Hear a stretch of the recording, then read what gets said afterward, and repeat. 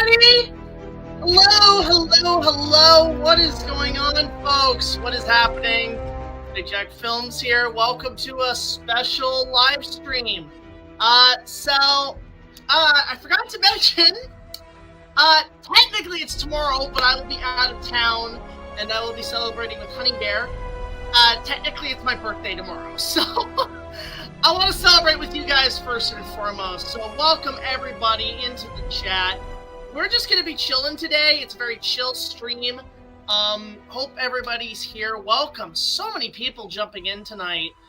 Super Monster Edis, Shark King, David Williams. Hello, everybody. Autistic Lizard Productions. Good to see you. Thank you. Thank you, Josh. Great man. Sammy. Wow. Just everybody. And what a day it's been. Hello, Lightpost Films. This is the birthday ship, basically. So y'all are welcome to come join and just chill with us today. What a day it's been. Not only, I'll say birthday's celebrating tomorrow, technically. I should let you guys know what I'm doing. Obviously, hanging out with Honey Bear. But also, I'm getting another tattoo. That's going to go right here.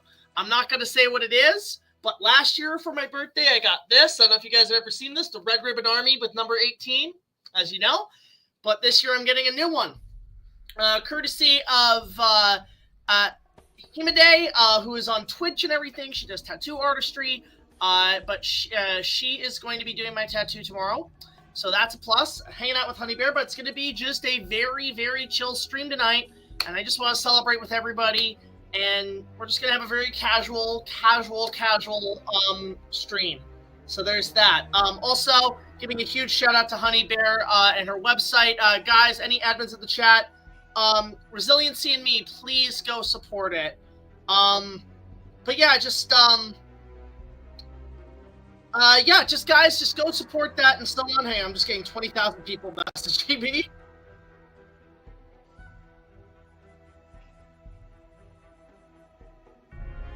One moment.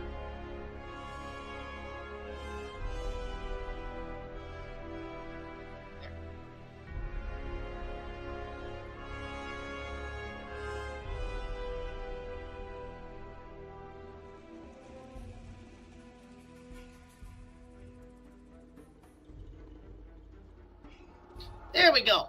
Anyway, so yeah, that's what's happening. We're just chilling today, but like everybody, but not only is it the birthday, I keep getting off track. The Jurassic World Rebirth trailer came out at last, and I'm really happy. I am very happy. I will say this, I had such a hard time this morning getting my reaction out because I had it edited, and the goddamn file for the first part of it was getting corrupted. It wasn't rendering, so I had to actually do something. I had to reduce the quality, but it really messed up the whole thing. So that happened basically, and a lot's been going on, and I'm just honestly very satisfied with what I see. It is a terrific trailer. I'm really looking forward to what Gareth Edwards does. So for everybody asking in the chat, potentially, what do you think of the trailer? What do you think of the trailer? I've already responded. You can check out my reaction video today. Please go ahead and do so. But yeah, guys, I'm really excited for this new movie. It's going to be spec-frickin-tacular. So a couple, obviously, rules with the chat. Please, obviously, spam is like with requesting the same thing. We try not to do that here on the channel, so we're going to keep that to a minimum. Please be kind in the chat. If you have any questions about our show, we are more than welcome to answer it. And then on top of that, super chats are always appreciated. Super chats for requesting us to react to something or whatever, or just in general, you can definitely do that or support our Patreon. Anything honestly helps. So with that said, what are we editing today, guys? What are we doing? Well, first and foremost, let me put you guys in the stream or in the chat on my phone so I can see you, because we're going to do a little bit of editing first and foremost. And I'm going to go ahead and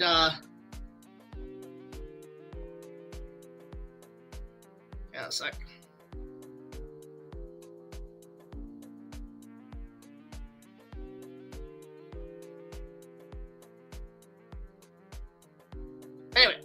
with that said, I'm gonna put you guys on here, and yeah, if you guys have any like chill stuff, let's just see some of the comments too with this because I'm really excited. Ever seen the anime series Nadala? I have not seen that. It's by the guy who did Shin Godzilla and Evangelion. Okay, I'm gonna make that a priority.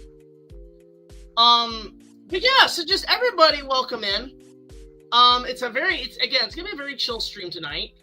I'm also just really looking forward to just doing some stuff. So anyway, let's get started. I've been stalling a little too much. I can't get the chat on my phone for some reason. Let's see here. Live chat. There we go. But yeah, guys, anything appreciated today. You guys just joining in and watching me stream is also good. But with that said, what are we working on? What is the plan today? Favorite episode. What are my favorite episodes of Ed, Edd n Eddy? I can answer that, Toon King. Avast Ye Eds. It's the one where they are on the tire swing. They create a creek cruise, and then the cankers are pirates, and they chase them down. Some great jokes in that. It has some really good humor behind it. I thoroughly enjoyed that episode. That and which one's the one with the clubhouse? Vert Edigo? I like that one. But those are some of my favorite episodes. So let's get started. What are we editing today? Well, currently my biggest project right now has been Star Wars. And so because of that, I have had to be that's why I haven't been making many new videos, because Star Wars has been taking up my time. And you'll see as I present to you, we're going to show you a quick little visual effects shot we're working on right now for Star Wars. And it is so complicated. There's so many layers to add to this.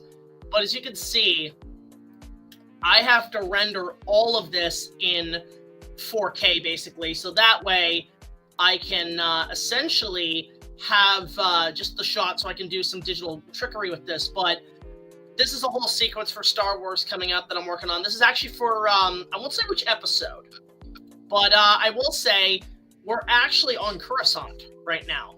And it's a very simple trick shooting in the city, but then extending it with digital effects in the background and everything. So that is what we're currently working on right now, is this whole thing. And it is such a huge, huge render, because there's just so much going on. No, it is not Jedi Jar Jar Starmaster. That is a Gungan representative of the Senate. Hey, there's Honey Bear with the first birthday super chat of the night. Bless your heart, Honey Bear. Thank you so much, guys. Please go support Honey Bear's website, Resiliency and Me. Her organization's amazing, especially right now. We've been hearing some rumblings of what the Canadian government's doing with some stuff, so guys, go check out resiliencyandme.com and please support her organization. They help kids in local areas in low-income housing seek mental health and therapy. Would really appreciate that. So, yeah, guys, please go do that. And again, thank you so much, Honey Bear, for that super chat. I'm going to keep you on here, by the way. But yeah, let's continue here. Back to business. So right now, yeah, we're just pretty much doing this whole digital shot of what's going on, and I'm really excited to see how this all plays out. And this massive wide shot, again, I can't reveal too much right now, but rest assured that this is a huge sequence for Star Wars, and I'm really excited to show you guys what it's all about. So let me just let me get this going here. It's a little slow because these shots have been so massive that they actually are slowing down my PC. Would you believe that? But I really appreciate that, Honey Bear, that super chat. That goes a long way. Anybody who wants to send a super chat tonight for my birthday, by all means, we really appreciate it. But yeah, that new trailer, I'm excited. I think that trailer honestly really freaking slapped. That was a great trailer. Well done, Universal. Well done, Gareth Edwards. We have a lot of faith in you, man. Like, we hope you can pay this off for us, because Dominion was so utterly bad that now we have like a proper film in the franchise again, and I could not be any more happy. The Mutant Dino. That's the thing. It's hard to tell what the hell it is. I'm still calling it Scuzzlebutt. I will take that to my grave, that is my Scuzzlebutt. Yeah, he has Patrick Duffy for a leg and weaves baskets. That damn thing is Scuzzlebutt. I don't care what anybody says. That's Scuzzlebutt. fucking South Park is where that coin came from. Is from the first season. Scuzzlebutt was one of their first original characters. God, I love that. I love that episode. I think it was Volcano. What if Warner Brothers didn't edit in any movie? I would love if they did something with that. Like, I actually respected the fans. That'd be kind of cool. Feels like you got an early birthday gift. I think so. You know what? Thank you, Universal. Sure King is right. Honestly, thank you, Universal. You know, for all the crap I give you with your copyright shit lately, you do good in giving me an early present with the trailer. You know what? Bless your heart, guys. I may not like you right now with how you've been treating me with your copyright, but you know what? You get a pass today. We'll give you a day's head start. Because that trailer really slapped. I really like the new Spinosaurus design. It's definitely not the original Spinosaurus from the third one. But hey, at this point, beggars can't be choosers. So we asked for it, we got it. And it's a new variant. I like the fact that it's a different variant of the creature.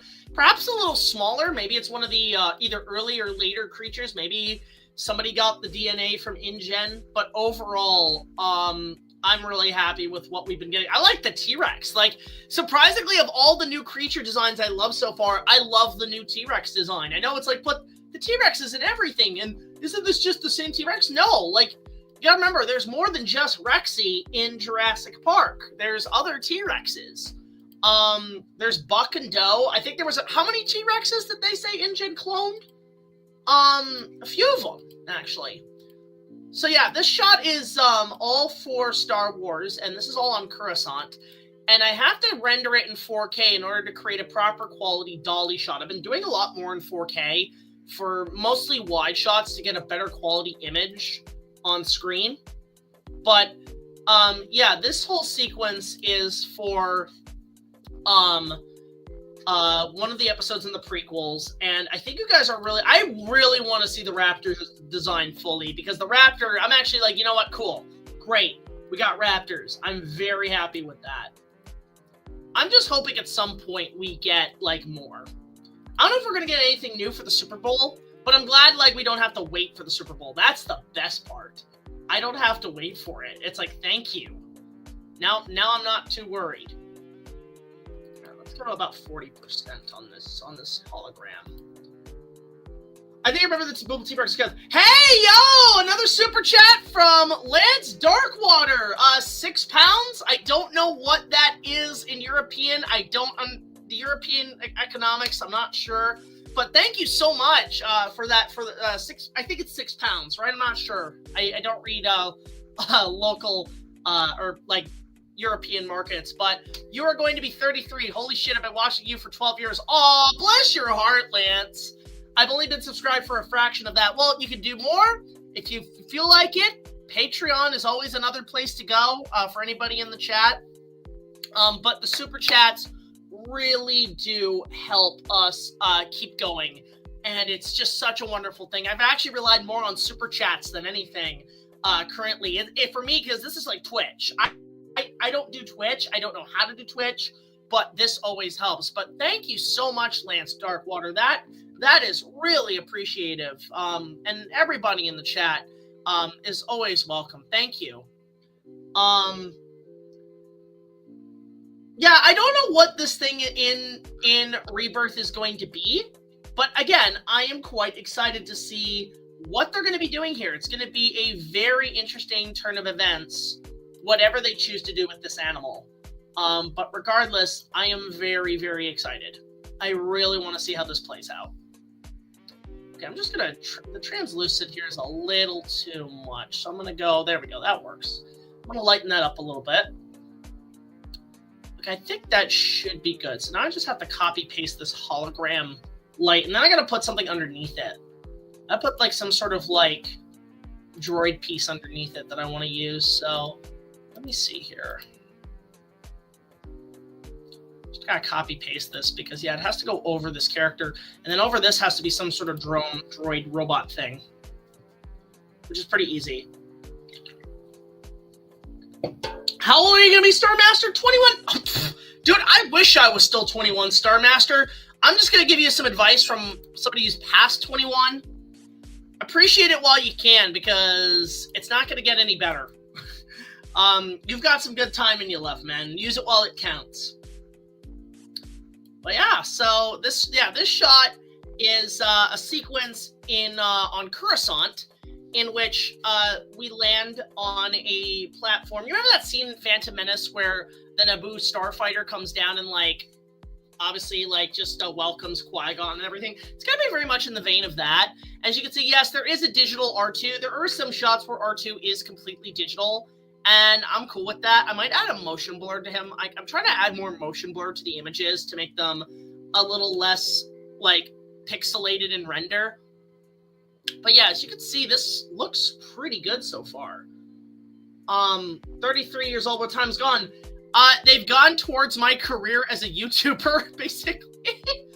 But yeah, as you can see, this shot looks pretty good. I think we can definitely make this more clear, this character more clear, so we can see who the hell it is.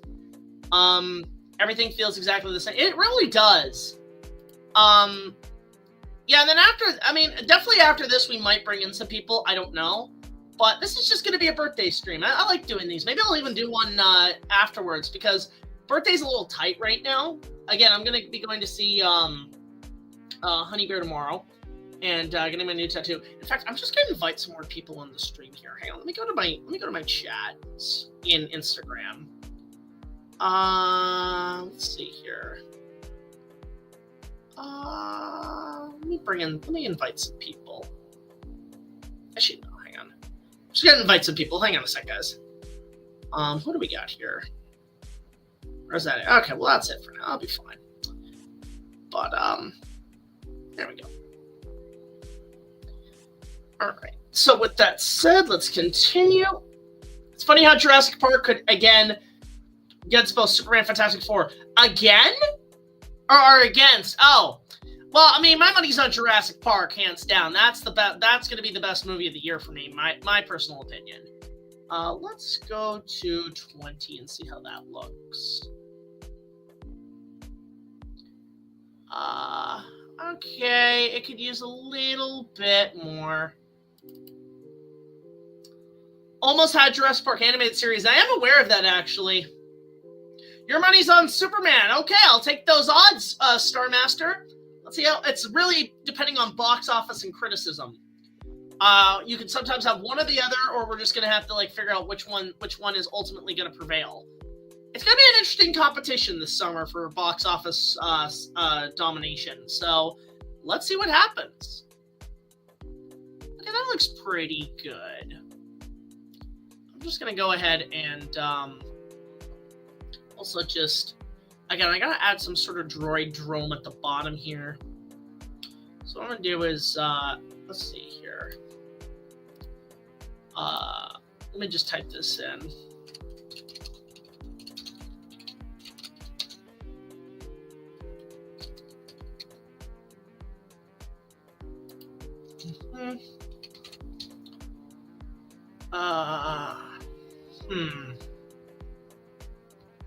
Trying to find some sort of hologram droid for this character.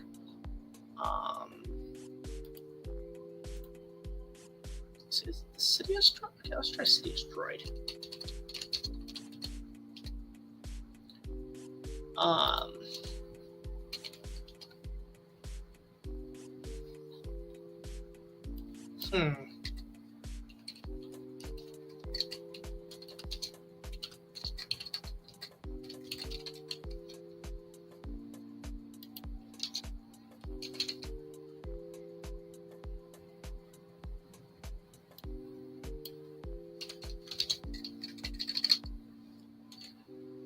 Let's see. Again, I'm just trying to find the right image I can use here. One sec, guys.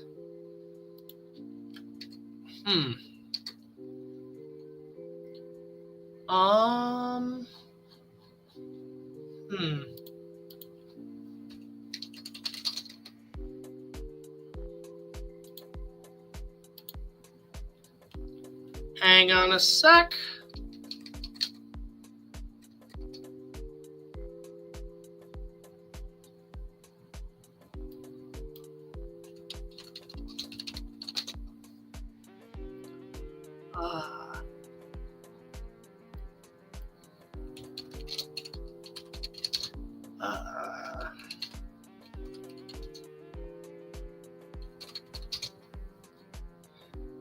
Sup, happy birthday. Thank you so much, Beast of Destruction.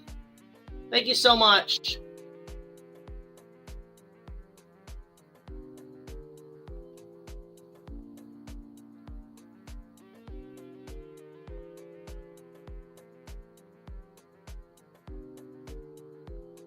Guys. Yeah, my phone's acting up here. One moment. There we go.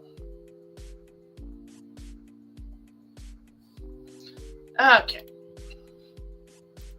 I just need to find the right image for this thing.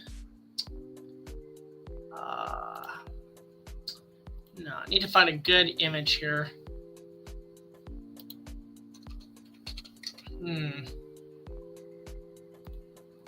That's too much. I gotta just find a proper image that I can use here. I mean, that might be all we get for now, but let me just see what else I can use here. Oh, you know what? I could use this. Okay, that's fine. That is 100% fine. Okay. So we're gonna have to cheapen this a little bit. Why hasn't Ed and Eddie's Big Picture Show got? I don't know why. That's strange. Which character from Dragon Ball do you feel like the most in a sense of what do you relate to? It's between Android 18 or Goku. Or even like Vegeta. Like that sense of pride, that sense of wanting to improve oneself. Those are like my go-to characters for Dragon Ball. Okay, so again, I gotta make this a little bit smaller. Let's go to 10%. Let's see how that looks. We do 10%. That'll do. Okay, that works. That works a little better. Okay, that works out. I think it might be the head here. Hang on. It might be the head that's a problem because I'm noticing some of the adjustments here aren't really working the best. Let's bring it up. See what happens when we bring it up. Yeah, it might be the head. Let's see here. I think that's what it is. It's the head. Okay. So we're going to go 60%. Okay, that works. Stop motion would be kind of cool. So what I have to do is kind of cut down the head piece here. So let me just go to the top and bottom. Thought I could do it without, but I guess I can't. Bottom. Thank you so much, Eagle Jones. Really appreciate it. Welcome to the chat. Roger Corman films are great. We actually, I'll say this. So, with the storyline for what I have planned with Rebirth, is what I want to do is, sort of in the way it's filmed, pay a little tribute to Carnosaur. Because I really, really dig Carnosaur, and I want to do something similar, but it's just really about, like, finding the right project or the right film to kind of pay tribute. And I always like how they did the Carnosaur sequels, and I'll just leave it at that. So, well, not like the other sequels, but you know what I mean? Like, something of that nature. Favorite Ed and Eddie quotes to live by? Oh, there's plenty. My favorite is like when he's apologizing to Rolf, and Rolf's like, "If this is true, have you brought the cupcakes of sorriness?" Or just Ed just being like, "I'm a woodpecker, except with dirt." I only ask one thing if they do an Ed and Eddie redo or sequel or something. Ed has to sing Your Love. You know, Josie's on a vacation far away. Like, they need to acknowledge the meme. They need to acknowledge the meme. That's the only way you do revivals now. You have to acknowledge the memes it's created. Okay, so why can't I... Alright, yeah, okay. I should really do more of these kind of like things. The only thing is I'm always concerned about is spoilers. That is the only thing I'm concerned about, because I don't want to give away too much with Star Wars. But I think since we're getting closer and closer to when I want it out, I I think there should be some more, like, pitching it. I do want to plan a trailer at some point. One more teaser, and then we go into, like, full-on trailers. And that will probably start maybe at the end of this month if I can get some time. This is sort of what I have planned. Okay, so let's see what we can do here. We're going to do a technique here. Now you're thinking, like, well, how are you going to make this work, Jack? How the hell does that happen? Well, that is simple. I use what's called Lumikey. What the hell is Lumikey? Lumikey is like blue or green screen, but you're using black or white backgrounds because it actually, as you can see, gets rid of the white. And we just have to smooth it out to where the image of the brown all looks good. As you can see, that's the opposite way. We want the other way. There we go. See that? Like just like that. Just like that. And maybe just slightly soften it up. Slight softness, it like gives it a bit more depth. This will have to do for right now. I might go and change this to actually an actual piece, but for now, this is what we got to use. Okay, that might be. That's. Okay. This might be too much. Okay, so we'll fix this. Might be too much on the sides. Thoughts on 65? I still don't mind 65. I think it is a decent movie. I don't like what happened behind the scenes, but other than that, it's fine. I never had an issue with that film. Maybe someday I'll cover. I have a lot of dinosaur movies I want to cover. In fact, I'll say this. There's a chance that if Star Wars continues to be like a big time-consuming thing, there's a chance I'm going to release any episodes that I had planned prior are going to be called the Lost Episodes, and those won't be released until later. I think will be sort of my backup plan in case Star Wars takes forever, which it's looking to be. Like, I'm having to work on almost one episode a month on this just to have it out for the release date I want it. So there's that. This thing is still a bloody mess to assemble. Okay, so let me just go here. Let me go to... Let's try 20%. Okay, this stuff. Okay. And we want 20% on the other side. Let's go 25%. My owner gets the feeling that Mutant Dinosaurs Rebirth won't appear in the movie, probably the sequel. I mean, let's see. Let's see what happens. I'm very curious how this one's going to play out. Let's try 25% on this one, on the top.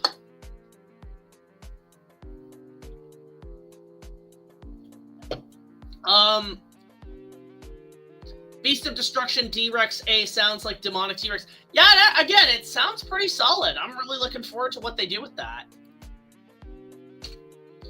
Let's go 35%. Let's see how that does. Still not enough. Okay. So we got to go... Let's ramp it to 40. Ramp up to 40%. Yeah, I hope everybody's has been enjoying today. Hope it wasn't terrible. Oh, that's still not enough, eh? Or is it? Nope. We gotta go 45.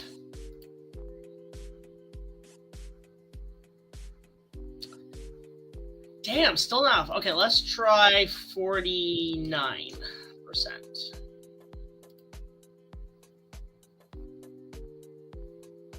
Perfect. Okay. So we got that.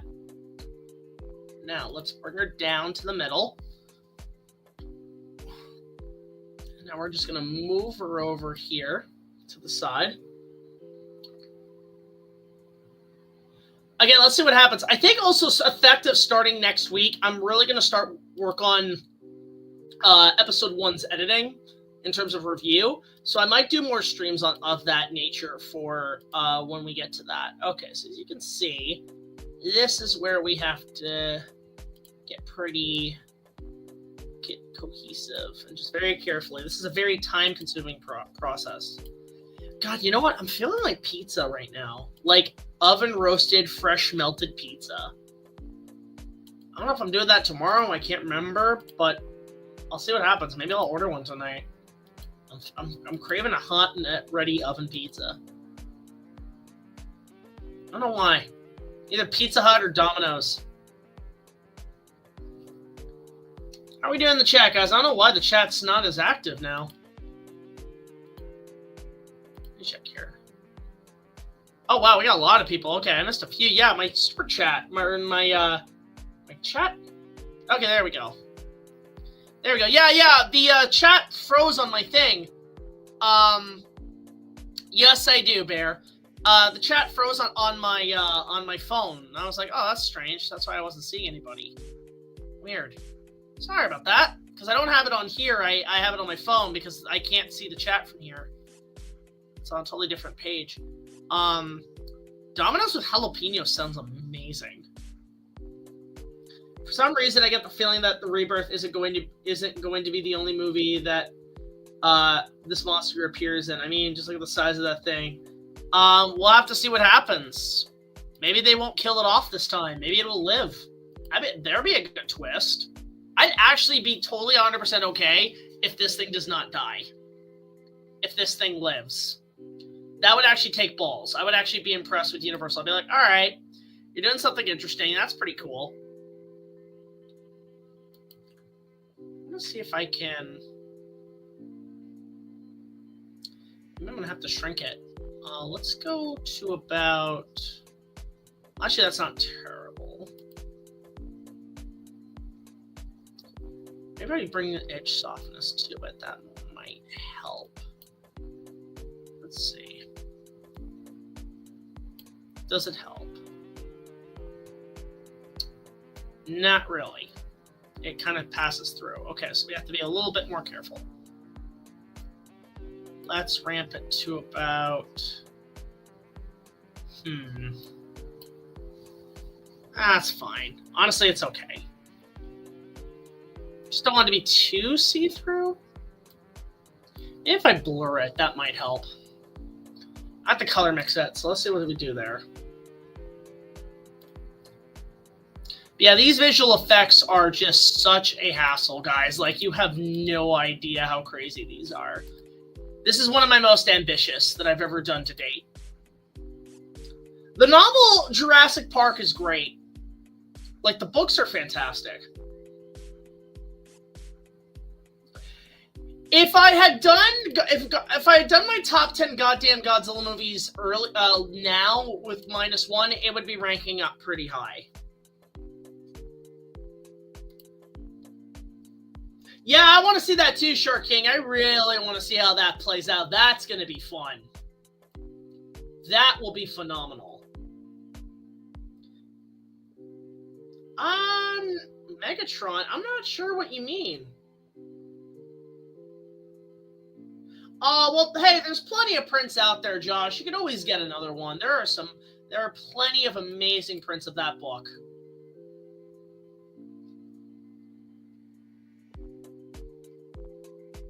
Let's see here. Is that gonna do? That might be okay. Let me blur it out a little bit. That's gonna help the image too, if I can just blur it.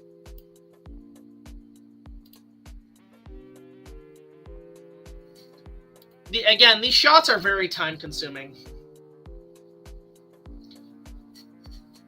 Fantastic, Starmaster. Please do. It is a phenomenal film.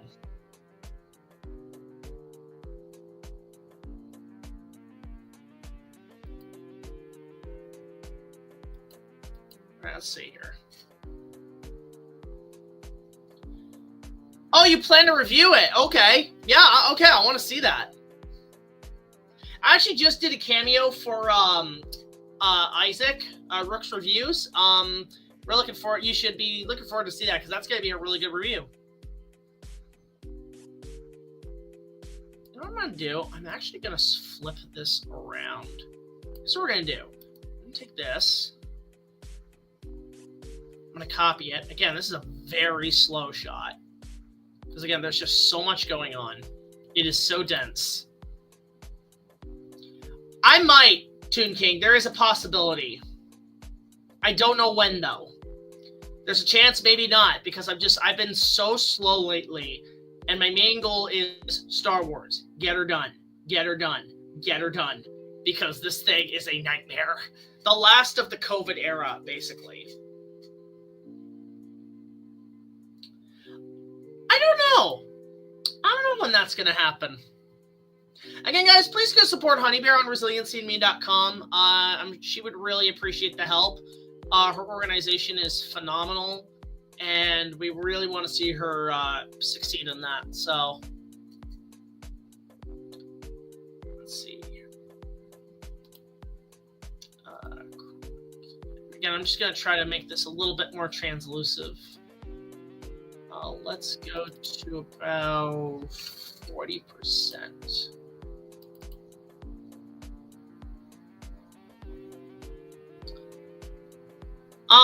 Believe it or not, I have not seen those two films, Osiris, with Kurt Russell. Never seen those, but I heard they're really good.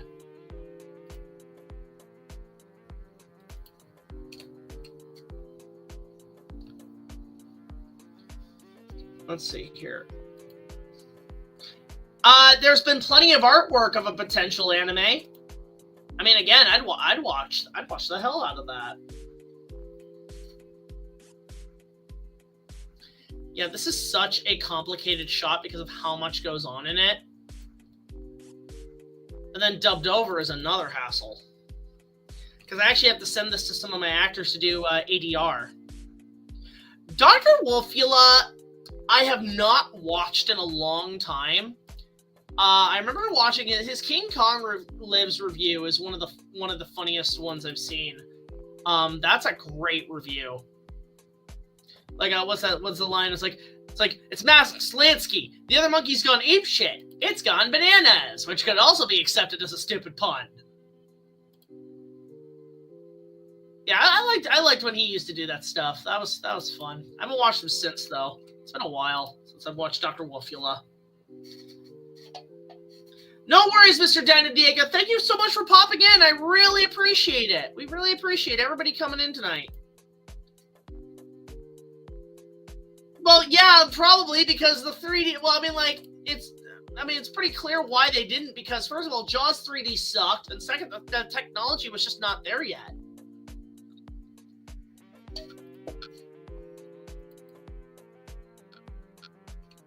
It was. I'm surprised. There's a lot of Kong reviews out there that have since been missing or lost to time. I remember there was one from one reviewer that we don't really, I can't even remember his name. You guys might remember him. His host thing was always a Godzilla, like flaming Godzilla just in the face, like, you know, the picture of him going.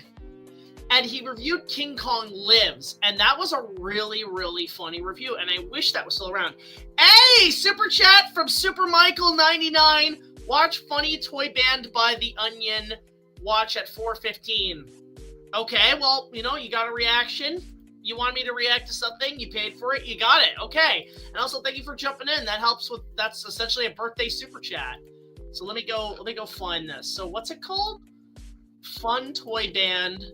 I'm scared I hope this doesn't get me demonetized, because you know Fun Toy Band are bands from Band Toys. Like, they can be a little bit like, oh, I don't know if that would apply for YouTube today.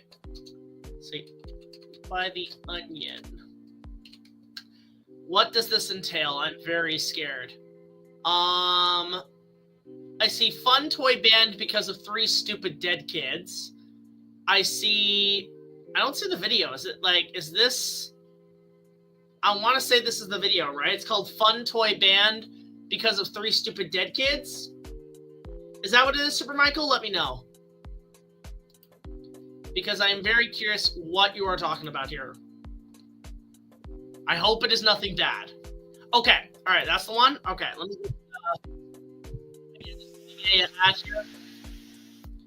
Let me just turn it on here. Let me remove this for now, and let's go to... No, wait. Okay. Share screen. Funds. Okay, and there we go. Can you guys see this? AI. Can you guys hear it? Build the website you need. Oh, these ads are terrible. I hate just the ads. The ads are horseshit. Can you guys see these? And what's the time code?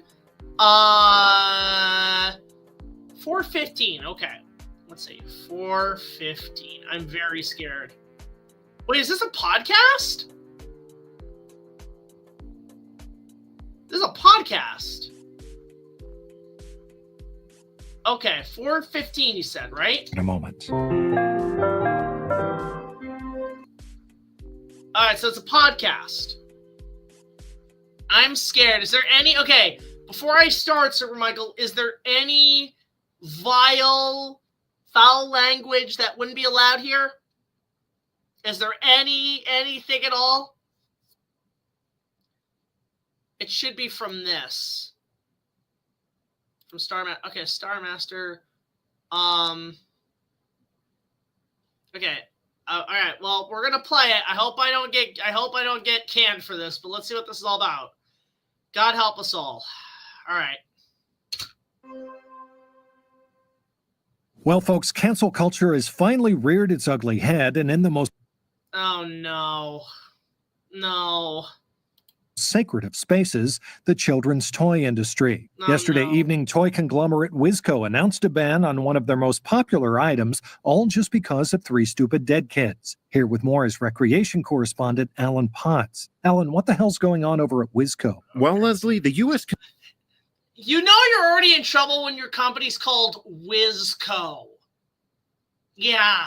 Consumer Product Safety Commission has forced the recall of 245,000 Aqua Assault RoboFighters after the 3rd death of some idiot kid who wasn't even playing with it right. Why does that sound so awesome? I'd buy that toy. Here's Wizco CEO Alvin Cassidy's statement at a press conference Monday night. The tragedy is inconceivable. For years, countless children played with the Aqua Assault RoboFighter without incident. But then these 3 dumbasses come along and somehow find a way to get themselves killed. Like that's somehow our fault? So now we have to do a full recall and halt production on what was a really awesome toy.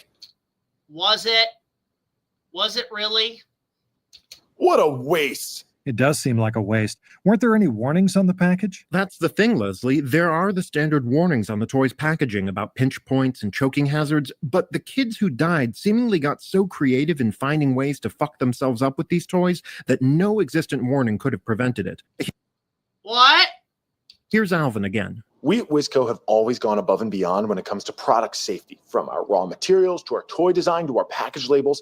And despite the fact that these deaths were truly out of the realm of what we could have reasonably predicted a pea-brained, drooling moron of a piece of shit kid could accomplish with our frankly innocuous toy, we have no choice but to respect the ruling of the Safety Commission. Damn. Just right off the bat calling these kids awful. Well, these kids sound really, really stupid. Now, not to get dark, Alan, but how exactly did the little dullards manage to off themselves? Oh, no. I had the same question, Leslie. So I did some research, and it turns out... Okay, I think we need to brace ourselves, folks. The first imbecile was a 7-year-old who died after deliberately firing one of the spring-loaded plastic missiles into his left nostril. The missile shot into his sinuses, shattering the roof of his nasal cavity and causing a massive brain hemorrhage. Brutal, but it sounds like there wasn't much brain in there to hemorrhage anyway. Damn! Damn! That! Oh! Oh! Damn! That's a good one. There sure wasn't. In fact, shortly before dying, the child told emergency medical personnel that he had shot the missile into his nose in the belief that it would travel through his body and out his belly button. What? Just mind-boggling. And how about Killjoy Bastard number 2? Less than 1 Killjoy Bastard number 2. This is so unhinged and mean. It's kind of funny. month after the first death, a 5-year-old in Indiana fatally suffocated on fragments of the toy after repeatedly smashing it with a claw hammer in the garage of her parents' home, thinking the shards were, quote, candy. Absolutely unfucking believable. Oh my god. Yeah, okay. No wonder. That is very stupid when you think pieces of plastic are candy. Do I even want to know about the third? The third numbskull's death, I actually had a bit of trouble finding any information on, so I spoke directly to a member of the medical staff who was on duty when he was rushed into the emergency room. Here's what she had to say. The patient apparently held the RoboFighter above his head and jumped off the balcony of his family's 3rd-story apartment, thinking he would be able to fly like Superman. And he was 11 years old. 11. If you're 11 years old, you should know that it's impossible to fly. Yeah, poor Wizco's probably going to go bankrupt because of these little shitheads. Wow, that's a HIPAA violation. Oh my god! What is this? What is that? Oh my God.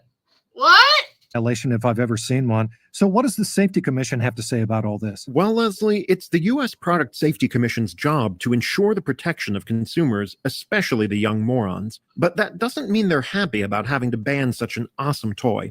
I spoke to CPSC Commissioner Mary Sheila Gall to get her perspective. That's enough of that. Like, it's kind of funny, but it's also kind of strange. My God. Okay, well, that was from Super Michael 98. Thank you so much for that. The super chat is always welcome, but on request. But I really appreciate it. Honestly, anybody who brings in that is great. You're 30, God. Hey, yes, honey. I was this year old when the Game Boy came out. I have some good times right there. God, that was weird. But again, Super Michael, thank you so much for that super chat. It is always helpful. Anyway, before we end up jumping into another request based on a super chat, let's get back to business. Let's get this shot done. All right, so as we can see, this shot is still in work, so I think we got a decent bit of it. There were plans to, like, I think I'm just going to keep it as it is. This is still a decent shot. The only thing is I might put a blur on R2 to make him, I mean, let's see how the render does. But I think this should be fine. As far as I can tell, this should be okay. So let's see how this plays out in the render. Hi, Seg4, good to see you. It's birthday today. Technically it's tomorrow, but we're celebrating it a little early. Thank you so much for coming in. Thank you so much. Really appreciate the birthday wishes, guys. Nice. God, I kind of remember Metabots, but not a lot. Digimon, I barely remember. I never really watched Digimon. That was not my thing. Okay, so we got this sort of sorted out, but with that said, let's go ahead and let's try to do something with this. But actually, you know what I want to do first? I want to get this matched up. I'm going to take the shadow that I did for R2. I'm going to apply it to another layer on the hull. I feel like the crab hologram needs a shadow. Because I'm starting to realize more and more shadows are very important for a shot. So we're just going to fix that. Just give me a sec here. So I want the shadow of that. Let's see here. First, let me go to the hologram itself. Piece. Maya Sora would be cool to see. I wouldn't be surprised if we got that in the new movie.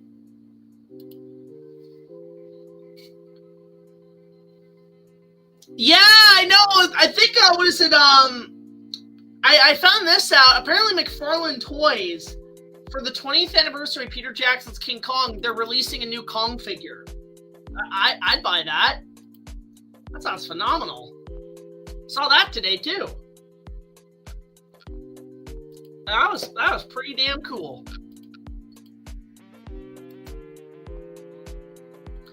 I used to watch the hell out of the Aladdin show.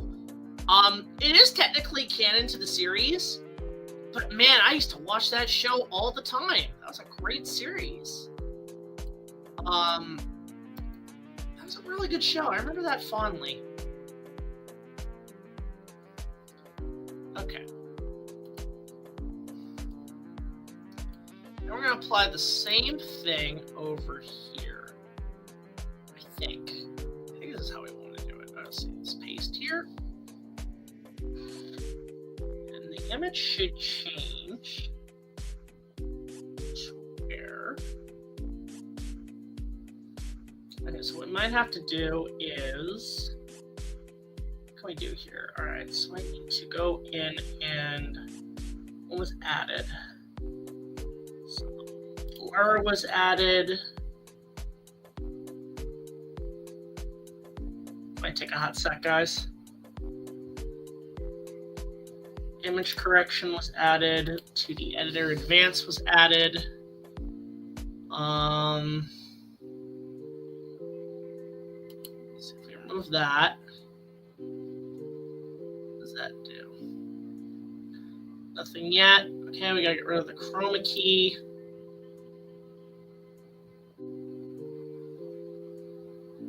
That might solve our problem. Let's see here. Huh. Image correction here.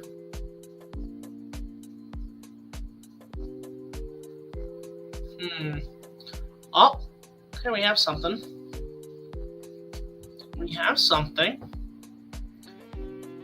And then, okay, so what we want is to, let's see here. What does that do? Where is this guy? Oh, there he is. I got him. I got the son bitch. All right, we see you. Yeah, okay, there we go.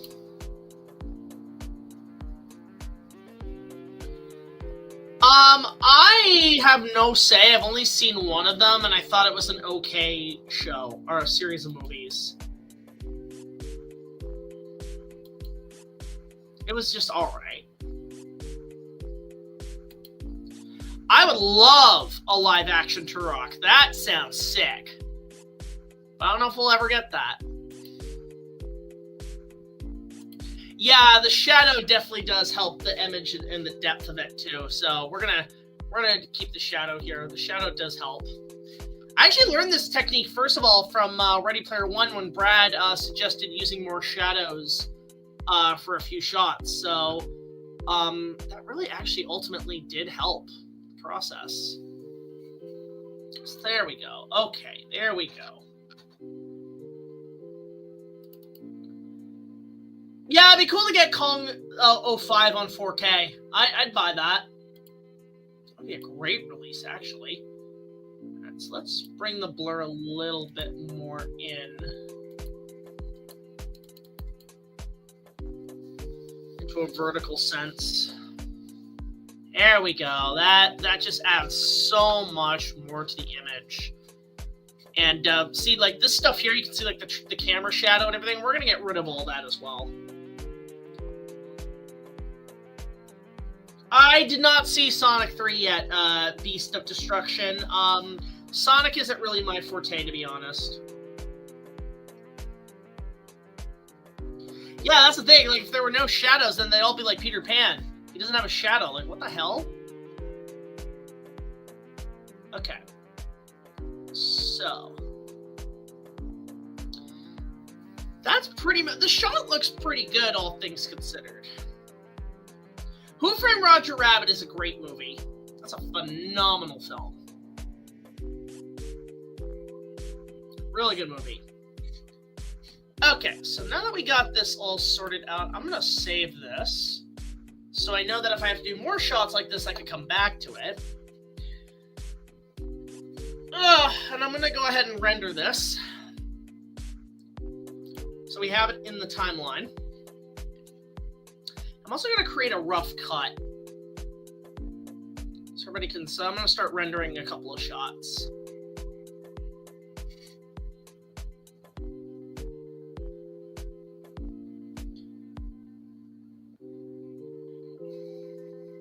I'm looking forward to seeing it, Bear.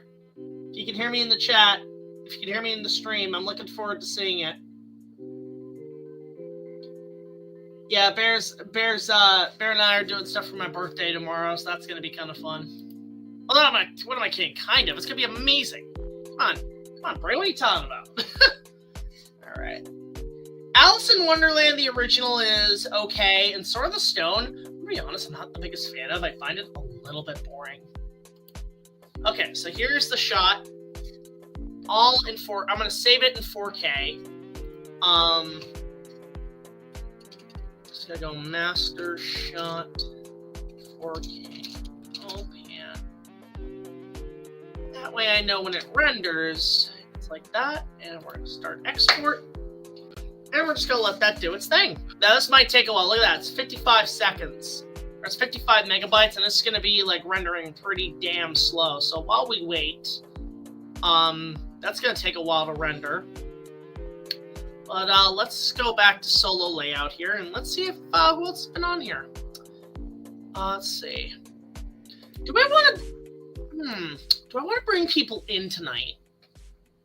Maybe. You know what? Let's bring some people in. Should we keep going, guys?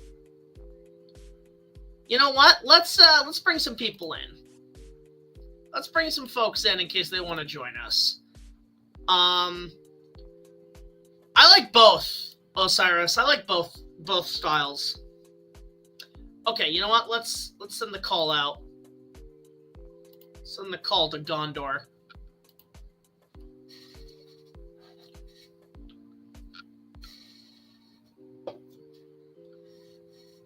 Let's see here. Who can we bring in that would love to come in? Let's see. Let's fucking Josh. It's like, damn, you're old. I'm like, shut up. All right, let's get some people in here that I know would love to come in. Bring them in. Let's see if he wants to come in. Let's see if who else do we want to bring? Well, we got a few people who might be coming in tonight, so there's that. Let's see if we can bring them in or not. It'll depend on how they do. So let's just see that. Let's see. Gotta go. Thank you so much, Shark King. Really appreciate it. Do you think Goliath Chronicle and First Incident Gargoyles? I didn't watch much of Gargoyles to get that far. Let's find out. No worries, man. Thanks for coming in. Really appreciate it.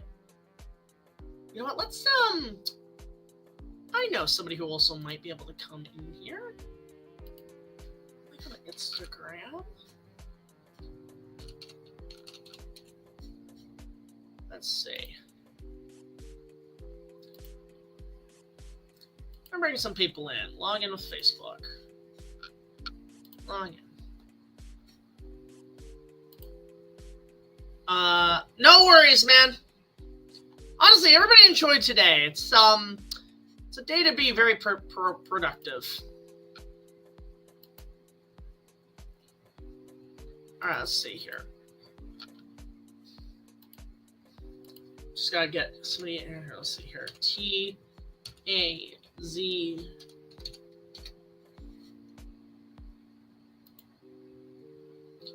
And there we go. There we go.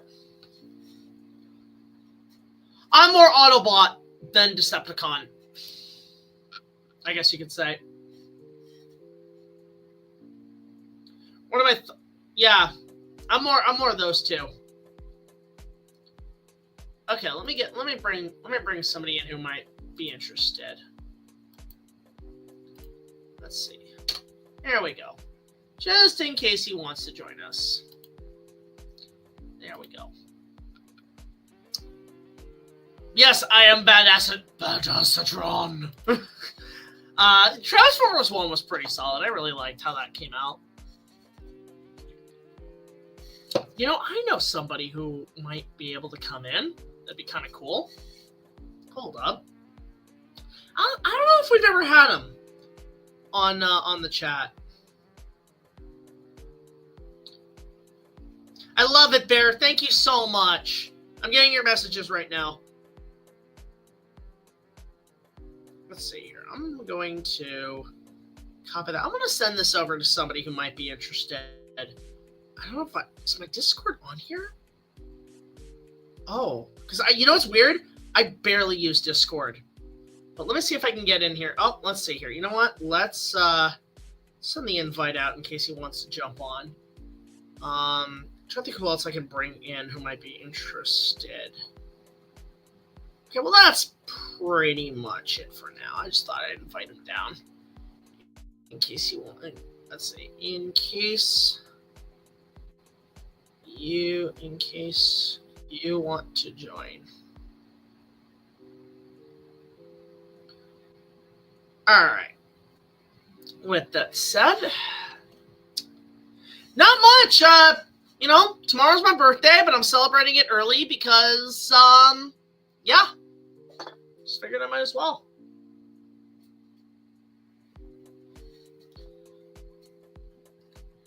It's tomorrow, yeah, but I'm celebrating it early, Huey, and welcome in. Yeah, I'm just saying about who we can. We're just saying about doing the birthday pretty chill today. So, let's see here. I'm just gonna go ahead and just check how this is. Yeah, it's a pretty big file, guys. So this might take a hot sec. This is a pretty large file. This one that's rendering right now. Thank you so much, Nicholas. Let's see here.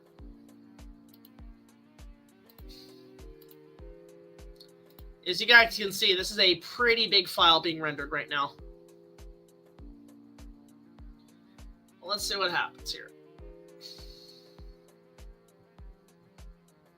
Also, I should say, I went to a really cool Star Wars shoot over the weekend. It was in the snow, so it was like Hoth. It looked really cool. Again, guys, super chats are also always welcome. Let's see here.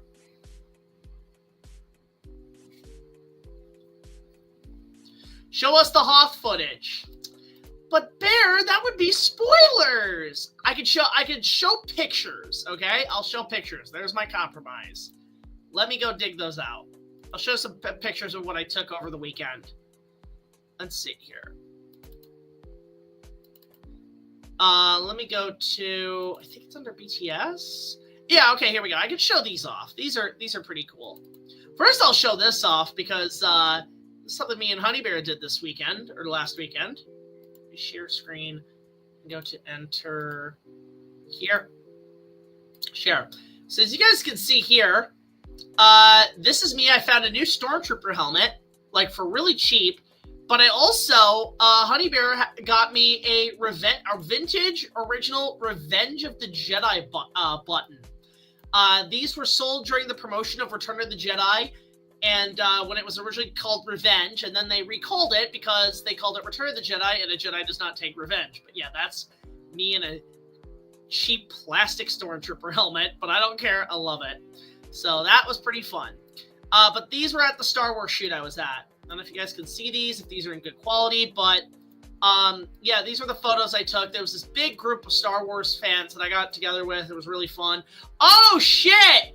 All right, well, first guest of the night, guys. Oh, we're waiting. Are you waiting? You waiting? Wait? Okay. Well, wait a minute. He's just going to come in a sec.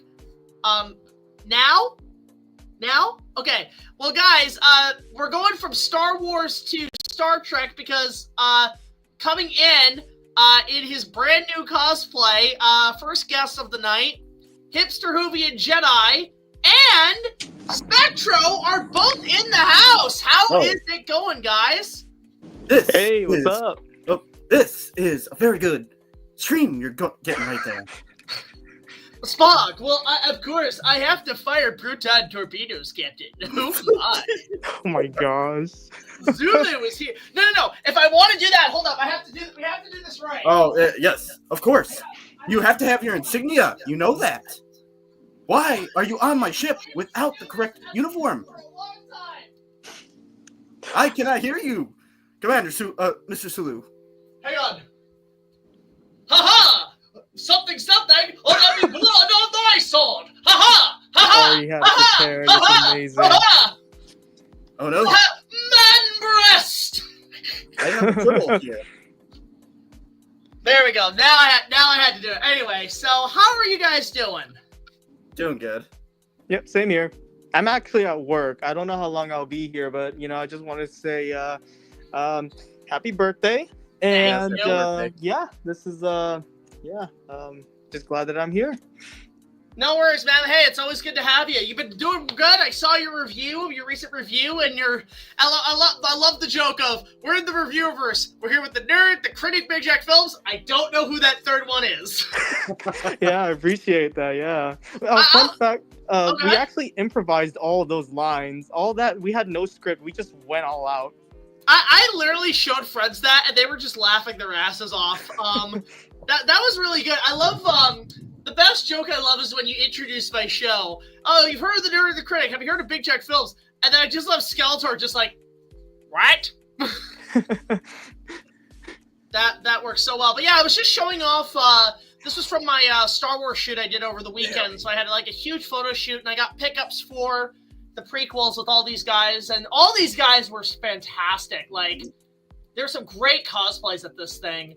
So yeah, I've just been really just showing off like some of the photos I took. I took a lot of the same angle, but there was a lot to work on. This guy here is obviously cosplaying Porkins. He's actually in a commercial for Battlefront, EA's Battlefront. Lucasfilm actually brought him in to help out. Oh, what? So, that's so cool. It only aired like twice though. What I love is this guy who did Luke, like Hoth Luke with the with the weathered outfit. So, but yeah, these guys were fantastic. The Obi-Wan here is really good. Like his armor's like straight up. I love that. That's so cool. Like, Sorry to interrupt. I have some Tribble trouble right here. Oh. Looks like a Kit Kat. Mr. I think that's just my cat. I know it's so funny.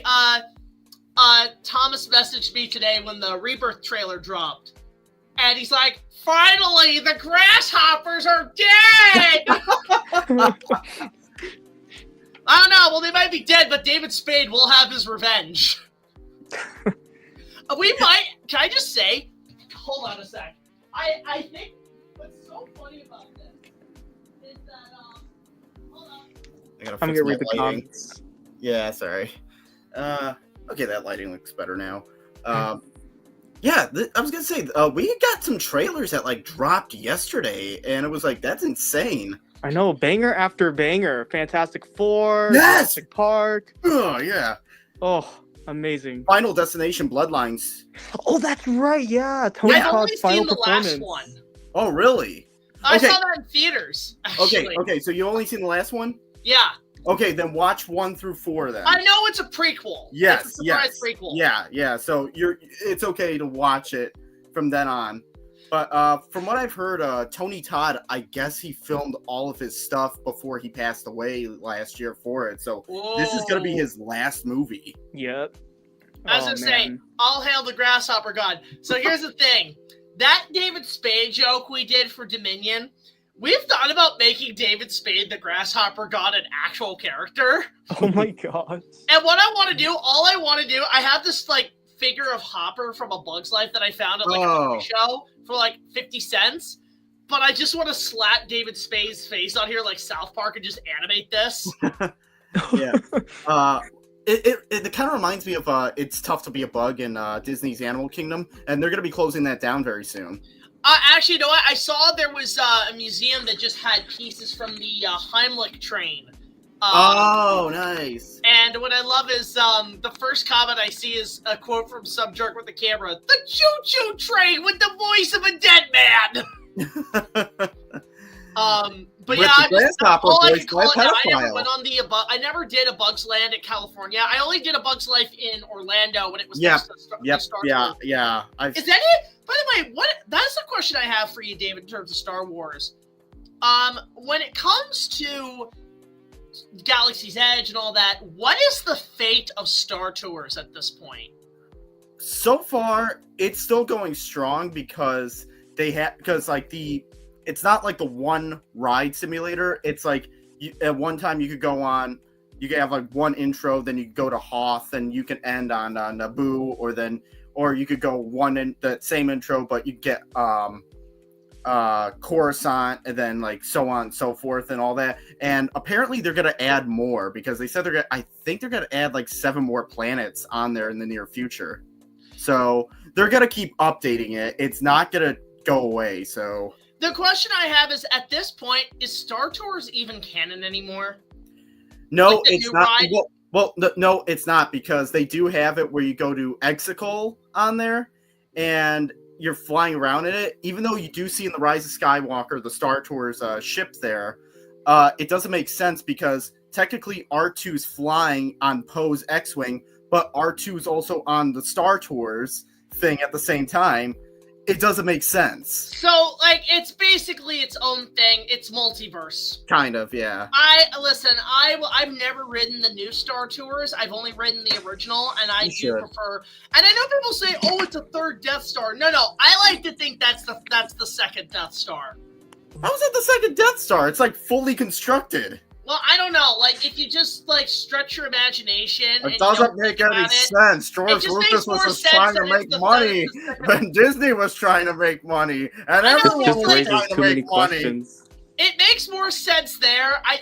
Because the thing about it, they technically in Force Awakens they did a third Death Star, or is that the fourth Death Star? Hold on. First Death Star, second Death. It's the third Death Star, and then the many Star Destroyers are like the 4th, 5th, 6th, 7th, 8th, 9th, whatever Death Star. No, wait. If Star Tour, because Star Tours, the original, is no longer canon, right? Yes. That's part of Legends now. Yeah, it was always kind of Legends in a way. So that's the thing. Like, it's okay. So Star Tours was originally canon, and yet none of the comics, like Dark Empire, anything, ever addressed. Oh, there's a third Death Star. Yeah, they never did, no. And yeah, technically George hated the Dark Empire storyline with like Palpatine being a clone and stuff. He hated that. Oh, I love Dark Empire. It's ironic that he hated that storyline because like the clone emperor would not work, and we get that in a movie and it didn't work. It really did not work. It's like, oh yeah, by the way, there's this shit that was amazing. We had a Darth Vader there at the shoot. Yeah. It was wonderful. I'm just gonna leave the screen for like a minute because I gotta take this thing off real quick. No worries, I can imagine you're dying in that thing. No, it's actually comfortable, but I don't want to wear it the whole time. So yeah, so we had access to a Vader there, so we took advantage of that in terms of doing pickups and stuff for mostly episode 3. There's like a whole montage for episode 3 that we're doing that has on different planets, so we took advantage of this. But yeah, these guys were great there, and okay, that's video, but yeah, and actually, it's cool. It's the episode 3 Vader, which we barely see in cosplay like most of the time. So, it was fun actually seeing all that. Since it's your birthday stream going on too, I gotta say because my birthday's at the end of this month. Happy early birthday! Thanks. But I want to show an early birthday present I got from my parents. It's not fully accurate because we have to get some like weathering in there with like the paint, but. Oh, the Holy Grail! Yep. Nice. So I have the Idol, the Shankara Stones, the Holy Grail. Just need the Crystal Skull and the Dial of Destiny. You know what would make that more Holy Grail more accurate? It's like, choose wisely. I choose this one. How did you know? How did you know? Well, I kind of figured a copy mug that says Jesus. That's pretty obvious. Yes. If you just wrote Jesus on there, that'd be actually really funny. Yeah. This is Jesus's cup. Don't fucking touch it. Especially you, Judas. Especially you. Yeah. What was I gonna say? Yeah. That's also funny too because I'm celebrating my birthday like next week, so I'm surprised. Oh my god! Why is everybody I know a February? I have no clue. I thought I was the only one. Crazy. Oh my god. Yeah. Well, actually, I'll say this too, because I was gonna wear the reason why I had the Captain Kirk shirt on too was because I was literally gonna do TikToks with Captain Kirk duets, and then I see you send the invite. I'm like, you son of a bitch! I got you. There is no escape. But I will let everyone else know this. I finally got an editing software. I'm still testing it out. I did write one script, but I want to get other scripts ready and start shooting them very soon. It's just where the DVDs that I have for those other movies, they're behind some stuff, so we have to move them really quick. And I'm like, okay, I'll get those done as quickly as I can. Which software? Hold on, let me see. It says it here. Microsoft Clipchamp. Never heard of that one. Yeah, it came came here. Yeah, it came with like Microsoft stuff that I had, and because I was trying to write the scripts on Google Docs, but since it's connected to my phone and I have a shit ton of pictures saved on there, my storage is filled up, so I can't save anything. I was like, you know what? Do I have a Word thing here? I'm like, I don't. It's like $100 for like the whole program thing for like a year. So I was like, okay. So I'm like, why not? And oh, thank you. I just saw that comment. And I looked and I'm like, wait, what is that? And and I looked. I'm like, oh, it's an editing software. I'm like, okay. But for like green screen stuff, I have to get like the premium package thing, which is like $8 a month. I'm like, I'll do that, but it's not going to be anytime soon. I'm like, start off slow, then work my way to the more special effects stuff. That was me with, I mean, like, I've always been a Pinnacle guy. I've been ever since. In fact, I found out actually later on that apparently, like, early episodes of Nostalgia Critic and Cinema Snob were all edited on Pinnacle, and to this day, I still use it. Like, I mean, I think they use Adobe and stuff now, but, like, yeah, they probably. use that. Actually, this is a fun fact. Spectro would be kind of cool about this. So, for the majority of my videos the last few years, I mean, it's a primitive model, like, about over a decade old, but it still works. It's still HD. I'm using my phone a lot now, but I've always been prone to the Sony Handycams. Yeah, I have that too. This is the HDR S11, I think. This is the hybrid one. But I found out, Spectro, this is the same camera that they used on To Boldly Flee. Oh, wow. So we actually used this entirely on a lot of our projects, including Ready Player One was shot all on here. So no wonder it's the same level of quality. That's amazing. So yeah. I use Pinnacle, but then I've started to really more use CapCut on my phone.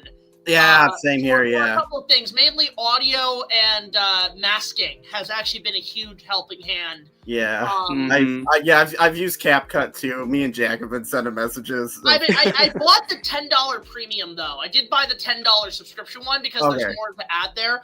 I'm also using something. There's one editing software I'm using, and I've been doing tests with it, and it's great. I'm using a Face Swapper. Actually, we might be doing some deepfake stuff down the line for a couple of skits. So you've shown me some test stuff, and I'm like, can't say what it is. I'm not gonna say. I'm just gonna say it looks good, but it's also a little scary too. I'm like, and that's the point. Oh, dang. That is the point. Not only is it dark, but it's kind of scary, just like with Reapers. I don't know what this movie's going to be, but I'm already more hyped for this than Dominion. I think that's been the overall premise for a lot of people. So more hype than Dominion was. Is it going to be rated R? Because I've heard it's going to be rated R. No, they're under contract to sell toys. They can't. Pussies. Of course. Like just to show that they're not doing it, there is right now a McDonald's Happy Meal promoting Chaos Theory.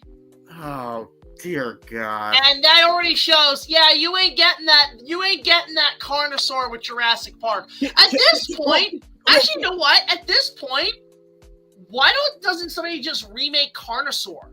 Like, adapt the book more. You know, I would be down for that. Like, we've gotten a remake of Piranha.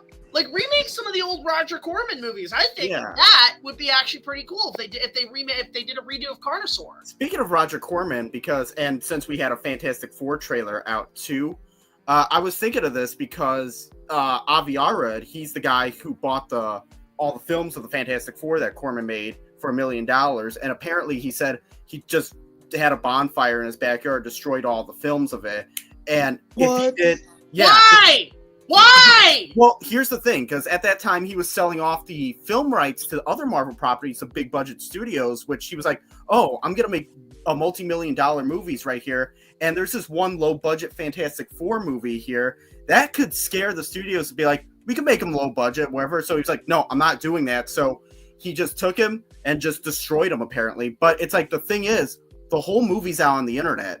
So clearly, what is this, like the original negatives? It could be, I don't know, but it's like people are like, if there's a copy that survives, who has it then? My guess, Corman had it. I believe Corman might have saved it, and he just kept it locked up in some sort of storage. And since he passed away last year, they may go through it at some point, and I believe they'll find it. And if they do, don't let anyone get it. Just keep it. I mean, Corman hoarded a lot of footage. He was like an Ed Wood. He made a lot of movies on stock footage. Like those Carnosaur sequels. Yeah, even those for all they were worth. Even Fantastic Four, the opening sequence is all stock footage, and even when there's spaceship going into space, it's all stock footage from his other movies. That's if I ever went to a Roger Corman thing and they said, "Here, you got a chance to look at all his stuff." I'm going to the archives. I want to know how much stock footage this guy has. And I would say just keep an eye on anything if there's Fantastic Four, because just For me, give it to, I would want. I would say give it a Shout Factory. Give it a Shout Factory to restore it for 4K. Exactly, and it's like, yeah. you can make so much money off that. For me, I'm looking for anything with Carnosaur. Like, Carnosaur is just something, like, I'll say this. I brought this up in the stream earlier. So I do have a storyline that I have planned for the Rebirth review. And it's not really, okay, it's interesting. It's going in the vein of how they made the Carnosaur sequels. Not the movies, like the original movie, but more like the sequels. Like, how can we make a movie with practically no budget on a small scale, but still deliver the same things as we did before? And that's kind of what I'm doing. Mainly this. I shot so much footage of animatronic dinosaurs for my Jurassic Park video. Like, I have so much footage that I shot, that I have left on the cutting room floor, that I figured I might as well utilize it. So I'm basically going to be doing a storyline that is around the stock footage, very much in the vein of some of the old Carnosaur sequels. I think that it's going to be, I mean, like, obviously it's going to be cheap, it's going to be quick, but it's also just going to be sort of a loving tribute to sort of that era of those type of films. I've always wanted to do it the Ed Wood way. Man, I tell you, I can make a whole movie out of this stock footage. There's something just fun about making something around stock footage. There's something actually relatively really fun about that. Yeah. Yeah, I agree. I It allows agree. you limited creativity, but allows you to be a little smart, you know? Mm-hmm. So, anyway, wait, what were we talking about? Oh, Corman, Fantastic Four. Yeah. Yep. Yeah. I was gonna say, did you see the Fantastic Four trailer yet, Jack, or no? I'm not really as big into Marvel as most. Like, I only really care about Spider-Man and what's going to happen with the Avengers. That's all I care about. Like, okay, Fantastic Four. I'm kind of one of those people where I think they've tried so many times. I'll just say this. I'm starting to think maybe Fantastic Four. Let's see how this one does. If this one fails, and I don't want it to fail, I want this to be good. I want a good Fantastic Four movie. But at this point, you have to throw in the towel and say they are probably the most unfilmable comic book of all time. Well, here's the thing, because I'm not No the pun only one intended. who's this. Because the Corman Fantastic Four movie, even though it's never been released, a lot of fans say it is the best Fantastic Four movie, and I'm like, that is sad to say. I'm gonna be honest. I didn't mind the 2005. The 2005 one. That was probably the most budgeted accurate. That was okay. Well, no. The Corman one is more accurate. Oh yeah. Mm-hmm. I know, but like 2005 had a better budget. That's true. But That's true, I've read a lot of the Fantastic Four comics, and it's so ironic how the Roger Corman version really takes heavy inspiration from the comics more than the modern movies do. Yes, because all the modern movies, they screw up Doom all the time. He's the ruler of Latveria, but in the other films, he's like a Tony Stark ripoff, or in like Fan Four Stick, he's just some like edgelord teen. Like, what happened? Well, no. Wasn't he like a blogger or something like that? Like I don't know. Oh I just remember the fact that he was like a gamer. I'm like, yeah, that's what he was. He was like a gamer.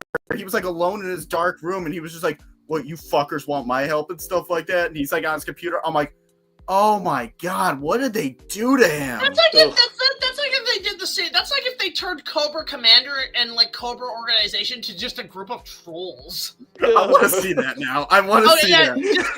Just Cobra Commander blogging on Twitter. Take that, you liberal! Cobra! So wait, he's basically Donald Trump? Well, I mean, listen, I watched Retaliation again recently, and there's that bit at the end when they take over the White House, and somebody asks him, "What do you want?" And he's like, "I want it all." And I'm like, that's sounding a little bit like today, guys. I'm not gonna lie. Yeah. So I'm not gonna get into it, but I just had to make that joke there. That's all. But oh my god! But yeah, just I honestly, like, I'm more looking. I don't know what's happening with this, but I don't know what the latest is on the Transformers G.I. Joe crossover. But I'm still waiting. I'm still like I'll say this. This is gonna sound weird. I know we discussed this recently, David. Yeah. But out of all the projects that involve Transformers and G.I. Joe, this is the one time I'd say, you know what? because fans have kind of asked for it, bring back Michael Bay to direct. No. No, not right. No writing, directing. Just his action stuff. Imagine. Oh, okay. See, I always preferred that he would be better at a G.I. Joe movie than a Transformers movie. Well, just remember, Teenage Mutant Ninja Turtles Out of the Shadows, it's like he didn't write it, he produced it, and it was like, he was just like, okay, it's like, it had everything in there, Bebop and Rocksteady, the Technodrome, Krang, it had Casey Jones, it had everything, but then it's like, hold on, and then it's like, Michael Bay is just like, oh, that looks good, mind if I just touch it really quick? Got his fingerprints all over it. It's like, oh. Well, you know, he's still producing the Transformers movies. Like, he's still producing them. Yeah. Like, even Transformers 1, he produced it. Yeah. But then again, he also produced Friday the 13th remake, Texas Chainsaw Massacre remake, and Nightmare on Elm Street remake, so... Yeah, we're never gonna get a rematch, are we? No. Actually, I have been hearing that Disney, because of the success of Prey and Alien Romulus... Yeah. They might do AVP. They're pushing a reboot of Alien vs. Predator. Yeah. And I'm like, you know what? Enough time has passed. It's in the hands of better, competent people in terms of production. Yeah. Yeah, bring on a redo. Bring on the rematch. Yeah. I'd see another one, but just like, don't make it Requiem. Don't make it whatever the fuck the guy directed the first one. Paul W.S. Anderson. Yeah, don't make it Anderson's. Don't make it just make a proper comic adaptation of AVP. Yeah. Yeah, that's right, yeah. Like, I'm surprised at this point we have not gotten RoboCop versus Terminator. The rights are all over the place with those two, so... Oh my god. Because, I mean, Terminator... Who owns the first Terminator right now? Who cares? Because I know it was Orion Pictures, and they went bankrupt. I think Cameron's gotten the whole IP rights back. Okay, because I was gonna say, I'm like, because Terminator 2 was Studio Canal because Carlico Pictures went out of business. It was Calico too, and then Terminator 3 and 4 were Warner Brothers. That's right, yeah. But then the Weinsteins had something to do with. And then I think Paramount has been producing them ever since. Well, no, 20th Century Fox did Dark Fate, so technically Disney has something there too. You know, oh my god, again, okay, you know what would have been great? Okay, if they did not do, I don't know why they don't just do this. So I know Dinosaur is going away at Animal Kingdom. It's going to be replaced with Indiana Jones. Okay, if they didn't do that, here's my pitch for an Animal Kingdom ride. You know the Men in Black alien attack ride at Universal Studios Florida? Mm-hmm. Take that concept and do Alien versus Predator, the ride. And here's your pitch. It's in Animal Kingdom. You're in a jungle environment. The Q is a crashed spaceship, like one of the Predator spaceships. And in the spaceship that was with the Predator, who was delivering an important transport piece, is Ripley, so Sigourney Weaver, and she is joined in the jungle by Arnold. So the ride stars Sigourney Weaver and Arnold Schwarzenegger in this ride, and when you go through the queue of the ride, it's a spaceship, but it's in sort of the cluttered environment of Alien, like the Stroma or something.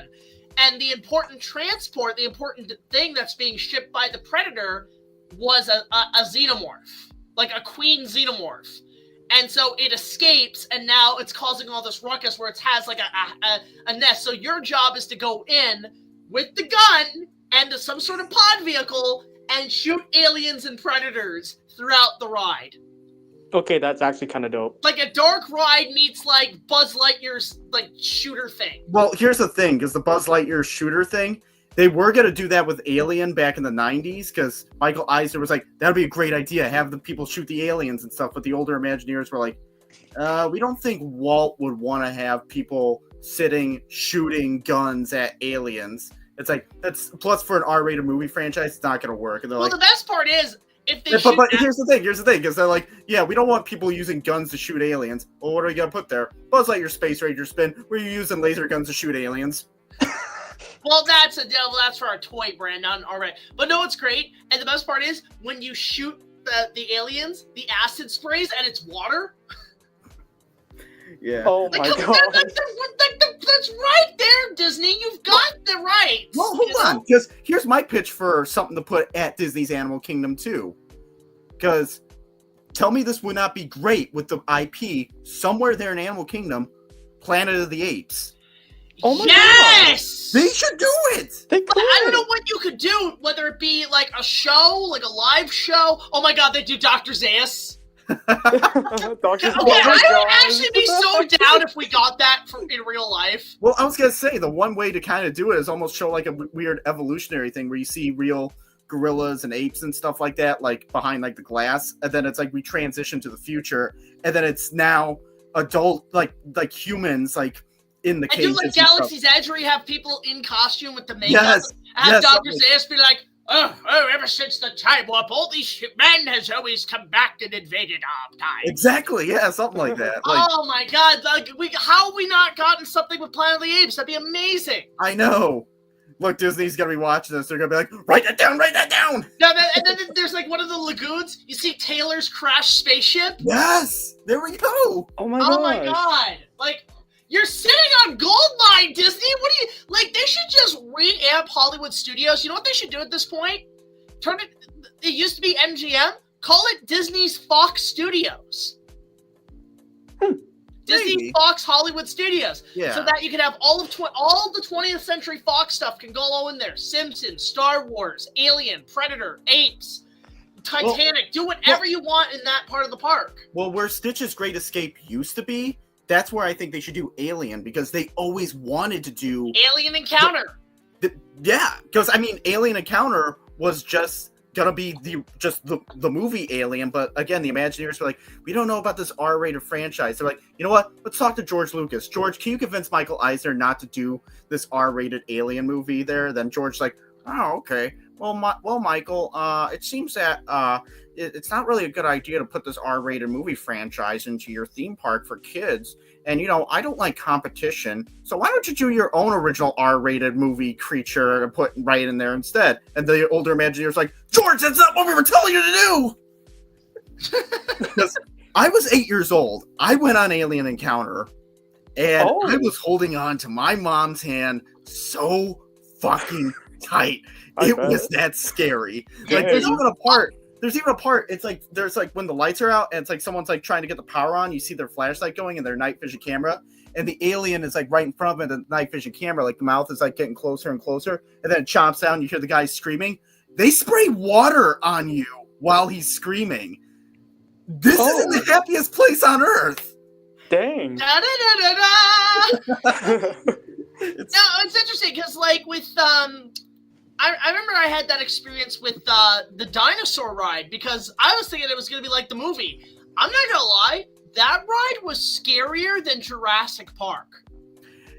I would say the last part of it where the Carnosaur like jumps out at you, that scares me, because I remember it's just a louder. It's louder. Yeah. I think that's the thing. Like Jurassic Park should be loud. Why is the Disney one like louder? Well, they had to actually cut some of the loud audio out too from like its first opening day when it was Countdown to Extinction, because like the Carnosaur chasing you was supposed to be playing at one point, but they had to cut it down where it's like you lost it because they were like, it's too intense for kids. And I'm like, What's funny is the only time I wrote it was actually early 2000, so it was right before the movie came out. yeah. So it was its original version of Countdown to Extinction. It was like the OG before they added Aladar and shit. Well, Aladar was always in there, but it's just because Eisner was like, you know what? We're working on the movie. Let's try to keep the Carnosaur and the Iguanodon just as the same, so then we can work it into the movie. And then money. Okay, well, yeah, that's the thing. It's very, yeah, the ride was, I mean, I'm going to miss it. I probably won't get a chance to ride it again, but for what it was really fun. But I'm probably going to review the movie at some point, because there's been a lot of heavy requests. A lot of dinosaur movies, a lot of people like. I've gotten requests for Valley of Guanji. That's probably going to be my next Harryhausen movie. Dinosaur, Land Before Time has been a massive one I want to cover. If anyone does ask me, it's like, what do I think about Dinosaur closing down? All I have to say is, give me my damn Indiana Jones. You have it you can have it in California. Well, no, they're gonna change it now, where it's like he's going after a mythical creature and some sort of artifact. And the thing is, because it's the same track layout as the one in California, but California is the Eyes of Mara. But in Tokyo, Japan, it's the crystal skull that's there for it. And I'm like, that is interesting. You know what would be great? Because they haven't done this with Indiana Jones yet. The creature you have to hunt in Animal Kingdom is a dinosaur. Could be a dragon. We haven't had, like, listen, we could have dragon, but I think Indiana Jones, I need to see Indiana Jones chased by dinosaurs. I need him to find a literal Skull Island. I have to read one of the books because one of the books is called Indiana Jones and the Dinosaur Eggs. So yeah, but is it actual dinosaur eggs? I have no idea yet. But all I know is that him and Wuhan because Wuhan is the guy who was in the beginning of Temple of Doom as the waiter, and he gets shot. And he's like, "I went on you on many adventures. I go first, Indy." And it's like, okay, so we see their introduction right here. And Lao She's in the book too, and I'm like, that's from I've heard. I'm like, I gotta read this.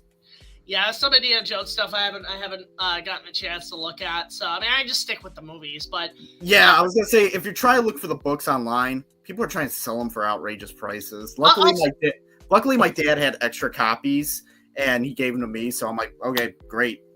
What were you saying, Spectro? Oh, nothing. I was just I was about to say, yeah, there's a lot of like Indiana Jones media that just like goes beyond the films. Like I remember watching this Indiana Jones iceberg video by this YouTuber named Pigpen, like also like great iceberg YouTuber. Yeah. There's a lot of stuff that I didn't even know that the Indiana Jones franchise like had. Yeah. Like it's insane how far it goes with the mythology. I'll say this too. Actually, it's funny we bring that up because ever since I did Indiana Jones and the Raider of the King's Tomb, there have been requests, and there have been actually from even the cast to say, we gotta do another one. And I'm like, I have ideas. I just, time right now is the biggest thing, yeah. Like doing that. Mm-hmm. I know what I want to do with Indy and Friends next. I have 2 ideas that tie into my show stuff. I just gotta make time for it. And what I want to write into is that, like, yeah, while they team up, they're not always on the same side. So, like, I was thinking the idea that the next one would feature not Indy and Laura, but Indy and Nathan Drake. And then through their adventure, then they bump into Laura, who is with another faction, that being the O'Connells. Oh. And then we finally see that only spoken of rivalry between the O'Connells and Indy. Like, I like to think that they're rival treasure hunters, you know, in a way. So I have ideas of what I want to do for the next one. I think the next one I want to have set in Egypt, in like one of the in the Pharaoh, like the pyramids. Yeah. I thought of and then I actually do want to set one on Skull Island. Because I want to explain how InGen got the V-Rex, and I think what I'm going to set up is I'll just minor spoilers of what I want to do.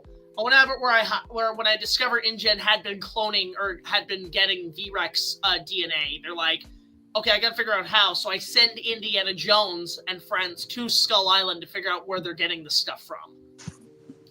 I was going to say, speaking of Indiana Jones, too, at the upcoming convention in April, C2E2, I'm going to meet John Rhys Davies because he's going to be there. And I'm like, I got to dress as Indy, meet him. I'm like, got to get to meet Sala. He is such a nice guy. He will actually tell you stories. He is the grandpa that will tell you amazing stories. Gotcha. I had a great experience with him once because I met him. Actually, I told him, you know, I watched Lord of the Rings, and I've chronicled all the appendices, and he was already telling me the story about how he lost his finger in a lawnmower accident, and how a lot of you know the story in the appendix. So he actually lost his middle finger from a lawnmower accident.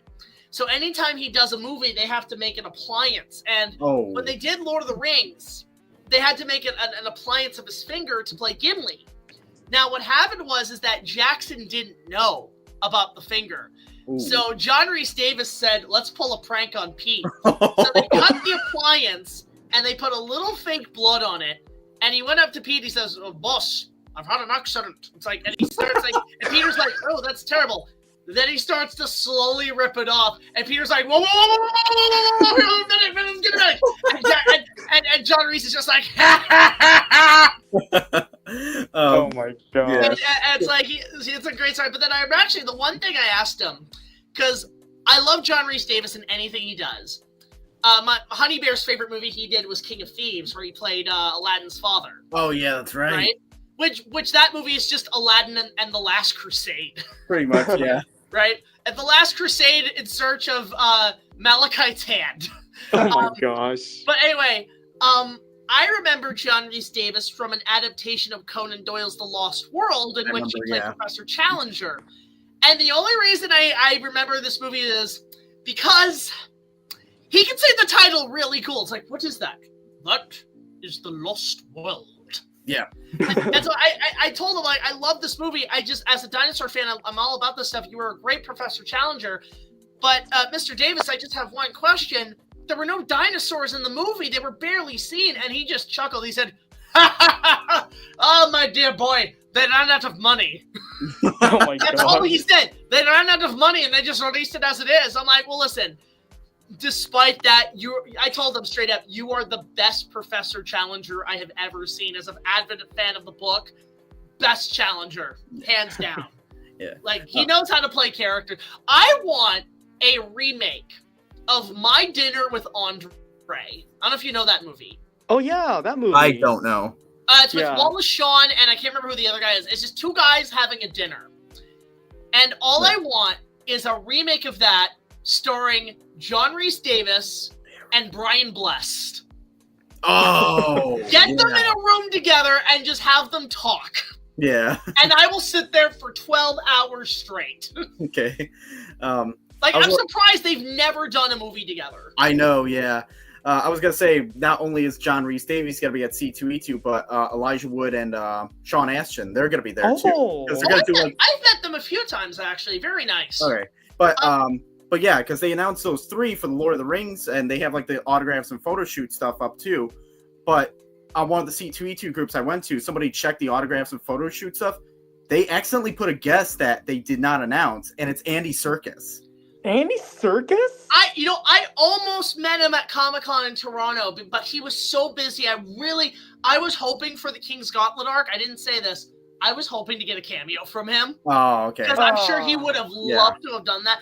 I would love to see him at G-Fest. Yeah, because I saw like the guy screenshotted the prices for that. I was gonna be like this, like, hey, Jack, do you have $130? I can have him sign the King Kong thing for you.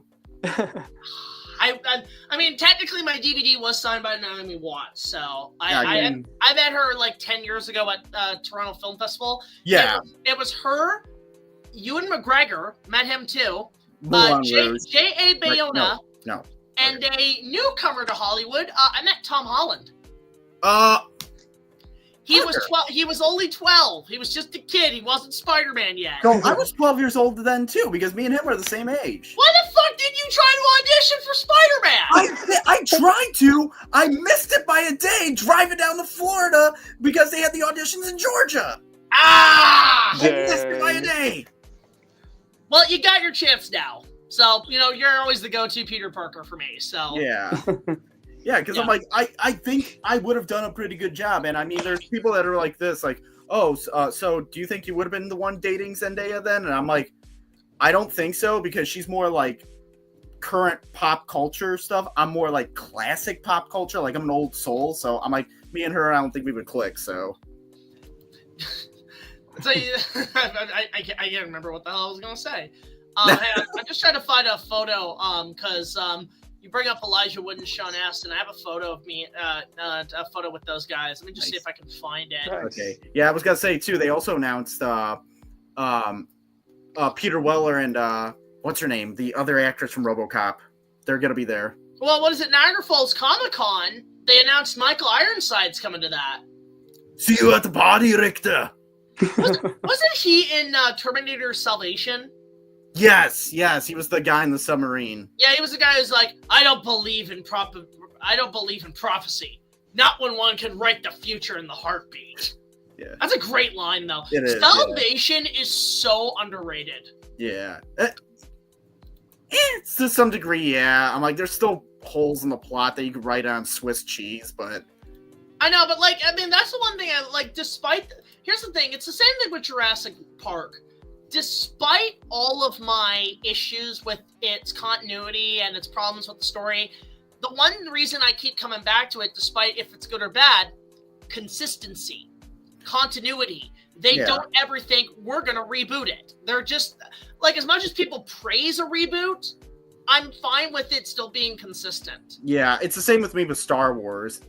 Until the Acolyte kind of screwed it all up. But I mean, that's why I gave up on Terminator. Once I saw that Genesis was a full-on reboot, I said, you know what? I'm done. I can't do Terminator anymore. Congratulations, you ruined it. You absolutely ruined it. There was actually one YouTube channel. His name was Crisscross Media. He got an advanced screening of Terminator Dark Fate a little bit before the official release, and he posted his review up, and he's like, okay, so this is gonna be like a spoiler right here. Like he said at the beginning, like if nobody wants to hear it, turn away and stuff. I'm like, let me hear what he says. He's like, yeah, they kill off John Connor in the first 2 minutes. I was like, nope. Yeah, I tried with Dark Fate, and I tried to like it, but I ended up being like, no. Yeah. No. I want a sequel that takes place 20 years after Salvation. Yeah, because the thing is, I'm like, okay, because they said Cameron approved the story right there, and I was like, why did he approve John Connor getting killed? And I was like, wait, they pretty much did everything they could with John Connor at that point. So maybe he was just like, yeah, you know what? If you're going to kill him off, that's the only thing to do, because what else can you do? I would have preferred if they just did something that's hard for franchises to do. I think only Final Destination did that. A circle story. You start with the first, you end with the first.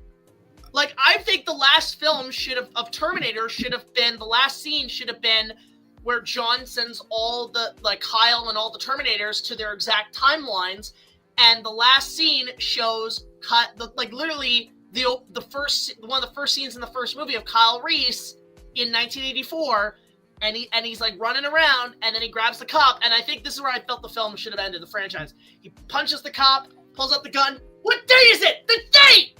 12 May, Thursday. What year? Huh? And then cut to black. And then it basically says, now go watch the franchise again. A circle story, a clockwork story, you know? Hold on. Do you remember Cinema Snob reviewed the 1991 shot on Shidio remake of Terminator? You know what sucks about that? I love that episode. And I was about ready to get the movie. Then the guy took it down. Yeah, I actually watched it when I was coming back home from Florida, the whole thing. And remember when Sarah Lee's boyfriend gets gunned down by the Terminator? That area literally is 15 minutes away from me. Oh. So here's a question. I wonder if Ben Hernandez, the director, is still there. If you find him, you have to tell him, put this damn thing back on YouTube. If I can, I will. I'll say put it on YouTube, make your own channel. Go ahead and do it. Because people actually like your movie. Yes. I know, yeah. God, I'm going back in time. There's something, you know what's funny? I've been trying to hunt this down. I've always enjoyed those early fan films that were done on videotape cameras, VHS cameras.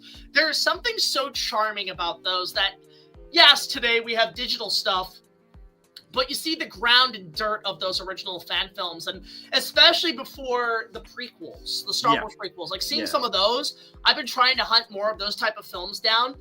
Man, they're hard to get. I actually just found in the roots of the internet, you know that episode 2 speculation trailer once Hayden was cast that they used for Braveheart? Yes, I remember that, yeah. There is another one out there that predates that. It's the same trailer, but it's with Leo DiCaprio because the rumor was he was going to play Anakin. Oh. He was the top tier actor that everybody wanted to play Anakin.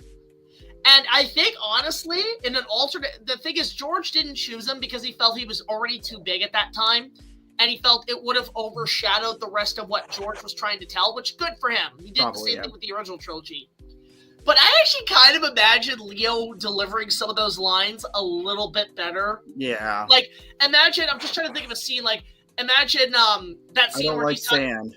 No. He's talking about killing the Tusken Raiders, and with Hayden, it's like, and not just the men, but the women and the children too. They're like animals. But imagine Leo doing it, and not just the men, but the women and the children too. They're like animals, and I slaughter them like animals. I hate them! Like the anger. Like Leo could have projected the rage of Vader so well with his screaming. Yeah. Oh, that would have been great. I would recommend Man the Iron Mask, where he plays the two princes. Yes. There's one part I love it. There's something about angry Leo that is always like the best acting from him is when he's just enraged. And what I love is it has his best part is where he sends his twin brother back to the prison. He's like, he goes to D'Artagnan. He says, D'Artagnan, you will hunt down Athos, Porthos, and Aramis and bring me their heads, or I will have yours. And then he turns to his brother. As for you, back to the prison you shall go, and into the mask you hate. Wear it until you love it! And I'm just imagine him and he's already doing the finger pointing. He would have been such a great Darth Vader. Yeah. Mm-hmm. I still say Leo's best acting had to have been in Django Unchained when he smashed the glass by accident. Oh, yeah. No kidding. He smashed the glass by accident. His hand is actually bleeding, and he still went on acting. I remember we saw that in theaters, and I just turned to my family and I said, that he's still going. I think, guys, he actually hurt himself. Even in the theater, I was like, dude, he fucking hurt. He's like, did they just keep this take? Holy shit. I saw that the day it came out. That was such an experience, Django. Django's a great fucking movie. It is. Yeah. Do you guys consider it canon to the old Django films? Because technically Franco Nero is in Unchained as a cameo, and it's the scene where the two guys are wrestling in the Candyman's place, and Django goes to the bar, and there's that old guy, and that's Franco Nero, the original Django, and he says what's your name, boy? It's like, Django. How do you spell it? D-J-A-N-G-O. The D is silent. And then the Franco Nero goes, I know. That was him passing the torch. That's awesome. I think I do know this. The original Django's are canon. Oh yeah, I do know this though. I think, quote me if I'm wrong, but I know that Quentin Tarantino, in terms of canon, he did say Django is likely an ancestor to Shaft. Oh, that would actually kind of make sense. It would, yeah. Teams up with Marvel. Turns out he's the ancestor of Blade. Oh gosh. Yes. Wait, Nick Fury, because Samuel L. Jackson connection there too. Oh no. I'll say this. It's interesting because I remember they canceled it, unfortunately. But Tarantino was planning a sequel, and he was going to adapt the Django Zorro comic. Oh. Yep, that's true. What he was going to do was recast Banderas as an older Zorro, making his movies canon. And from what I remember hearing, the rumor was that he's an old Zorro on the run, and this was sort of the Zorro's last stand. And he teams up with Django, and instead of obviously passing it to Django buries Zorro and leaves the legend there, never to come back. And I think they were going to establish right away Elena and Joaquin dead. Oh, dead, dang. Gone, damn, just killed off, cold blood. Zorro's been trying to hunt down the people who murdered his wife and son. I was gonna say, when it comes to canceled Tarantino projects, a lot of people might know this, but did you know Tarantino almost directed a Star Trek movie? What? Yeah, because he was pitching it as the third Star Trek movie after Star Trek Into Darkness, but then they were like, nah, we didn't like it, so he was like, okay, maybe a fourth one then. And it was going to involve time travel back to the 30s, where it was going to be based off the episode A Piece of the Action. I haven't watched that episode yet. Sorry, Trekkies. I just finished the first season of the original series. I'm working my way up. Don't worry. But yeah, it's and they said when he was pitching it, he was really getting up and he was acting it's oh yeah, then they get their guns like that.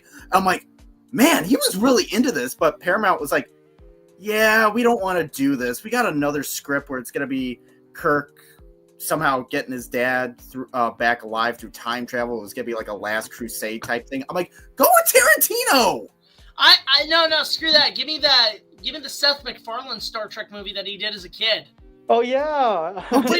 Whoa, wait! You don't know about this? Hang on, let me find this right now. Hang on. Yeah, Seth MacFarlane's hold a on, huge you gotta Star see Trek this. fan. I know Seth he did MacFarlane used to do Star Trek fan films. Oh, really? Hang on, let me go look this up. I'll play this for you.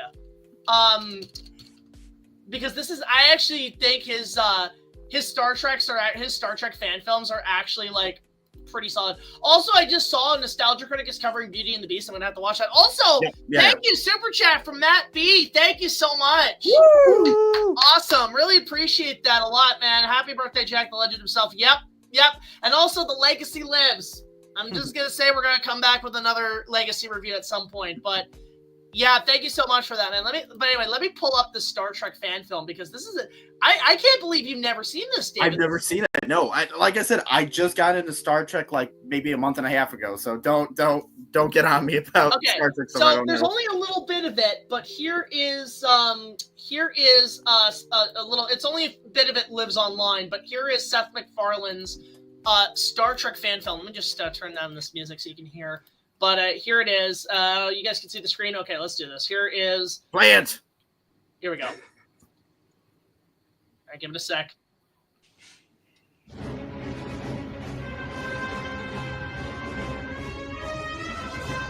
Not bad effects for the time. Again, shout out Shidio. Oh my god.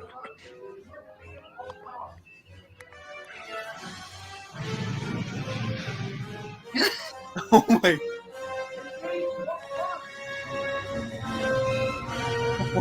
This is pretty good for it like. It is. Wow. Yeah. Why, make a Star Trek movie like this and I'll watch it.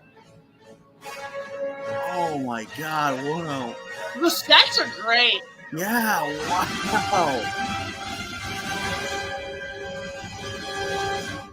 Whoa.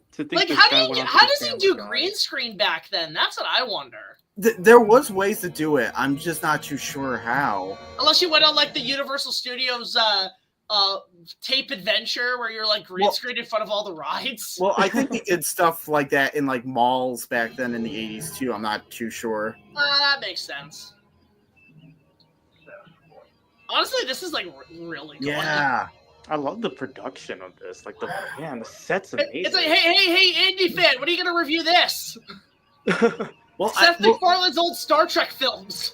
Well, I mean, I'll give them credit for this. Like the costumes are very basic because they were back in the 60s too, just like red sweatshirts and stuff, and they just put symbols and stuff on there. But yeah, because I mean, this looks good. Love you too, Dad. Good to see you on here.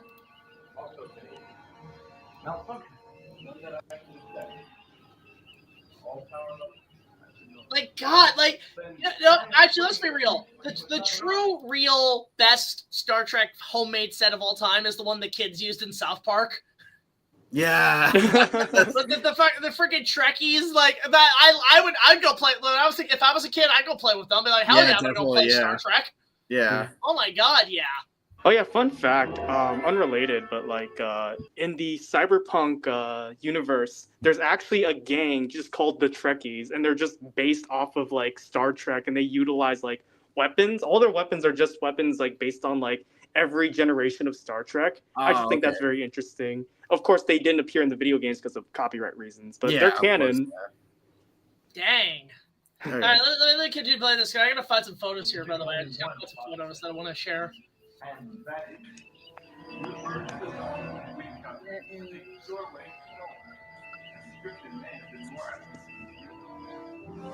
What exactly are you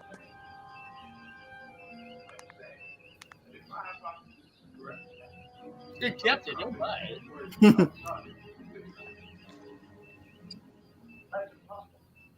Apparently not. We can go. 10 minutes.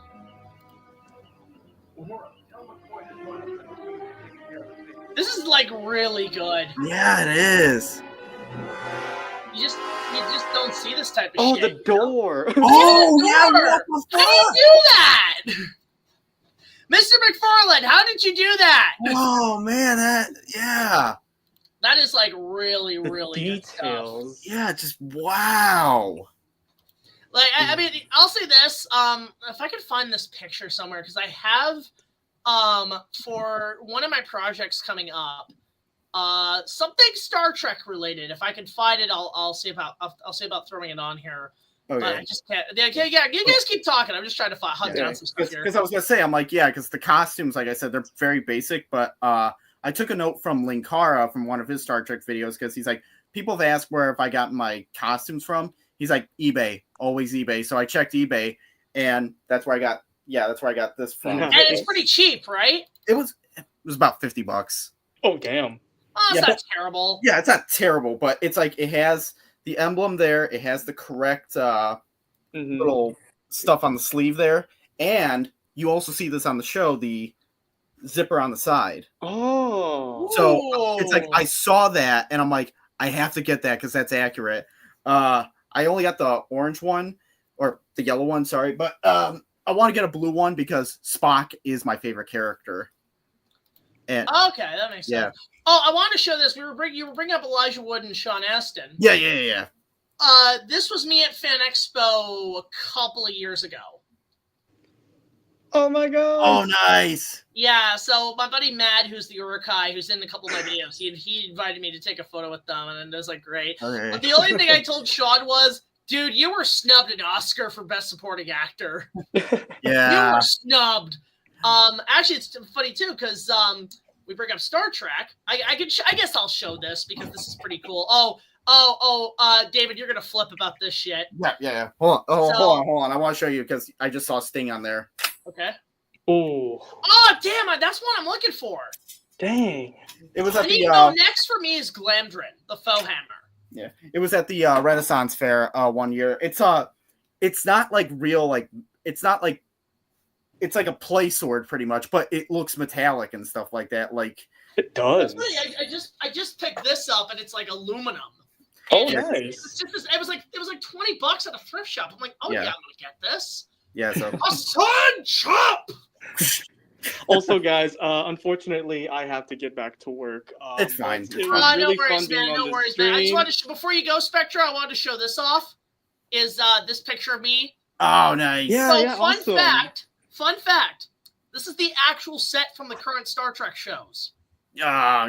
Because they brought it to Fan Expo. Gotcha. So I'm going to be utilizing this in one of my reviews coming up. So I do fly the Starship Enterprise. Okay. So there you go. Yeah, I just thought I'd share awesome. that. Anyway, yeah, Spectro. Anyway, listen, great to have you on. Good to have you on here, man. Really appreciate you coming in. And anytime.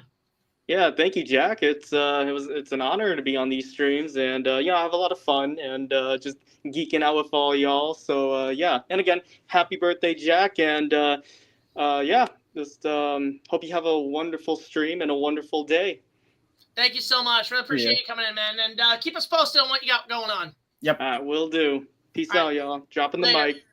Later. So, yeah. Anyway, yeah. So But he was saying happy birthday to you. I was like, what about me? My birthday's coming up too. So happy birthday, David. I'm messing though. Don't worry. So, but Right. when you said the Enterprise too, I'm like, just remember, I'm gonna be building this very soon. If you need some nice. shots. Yeah, if you need some shots. So. Ooh, I might have to take you up on that. Yeah. Because I am trying to go more practical as well. Hang on, I'm just checking the shot all in 4K. Let me just check here. That's not Gotcha. too bad, actually. Yeah. All right, that's actually pretty good. All right, what I'll do is I'll play the shot I just finished rendering. Okay.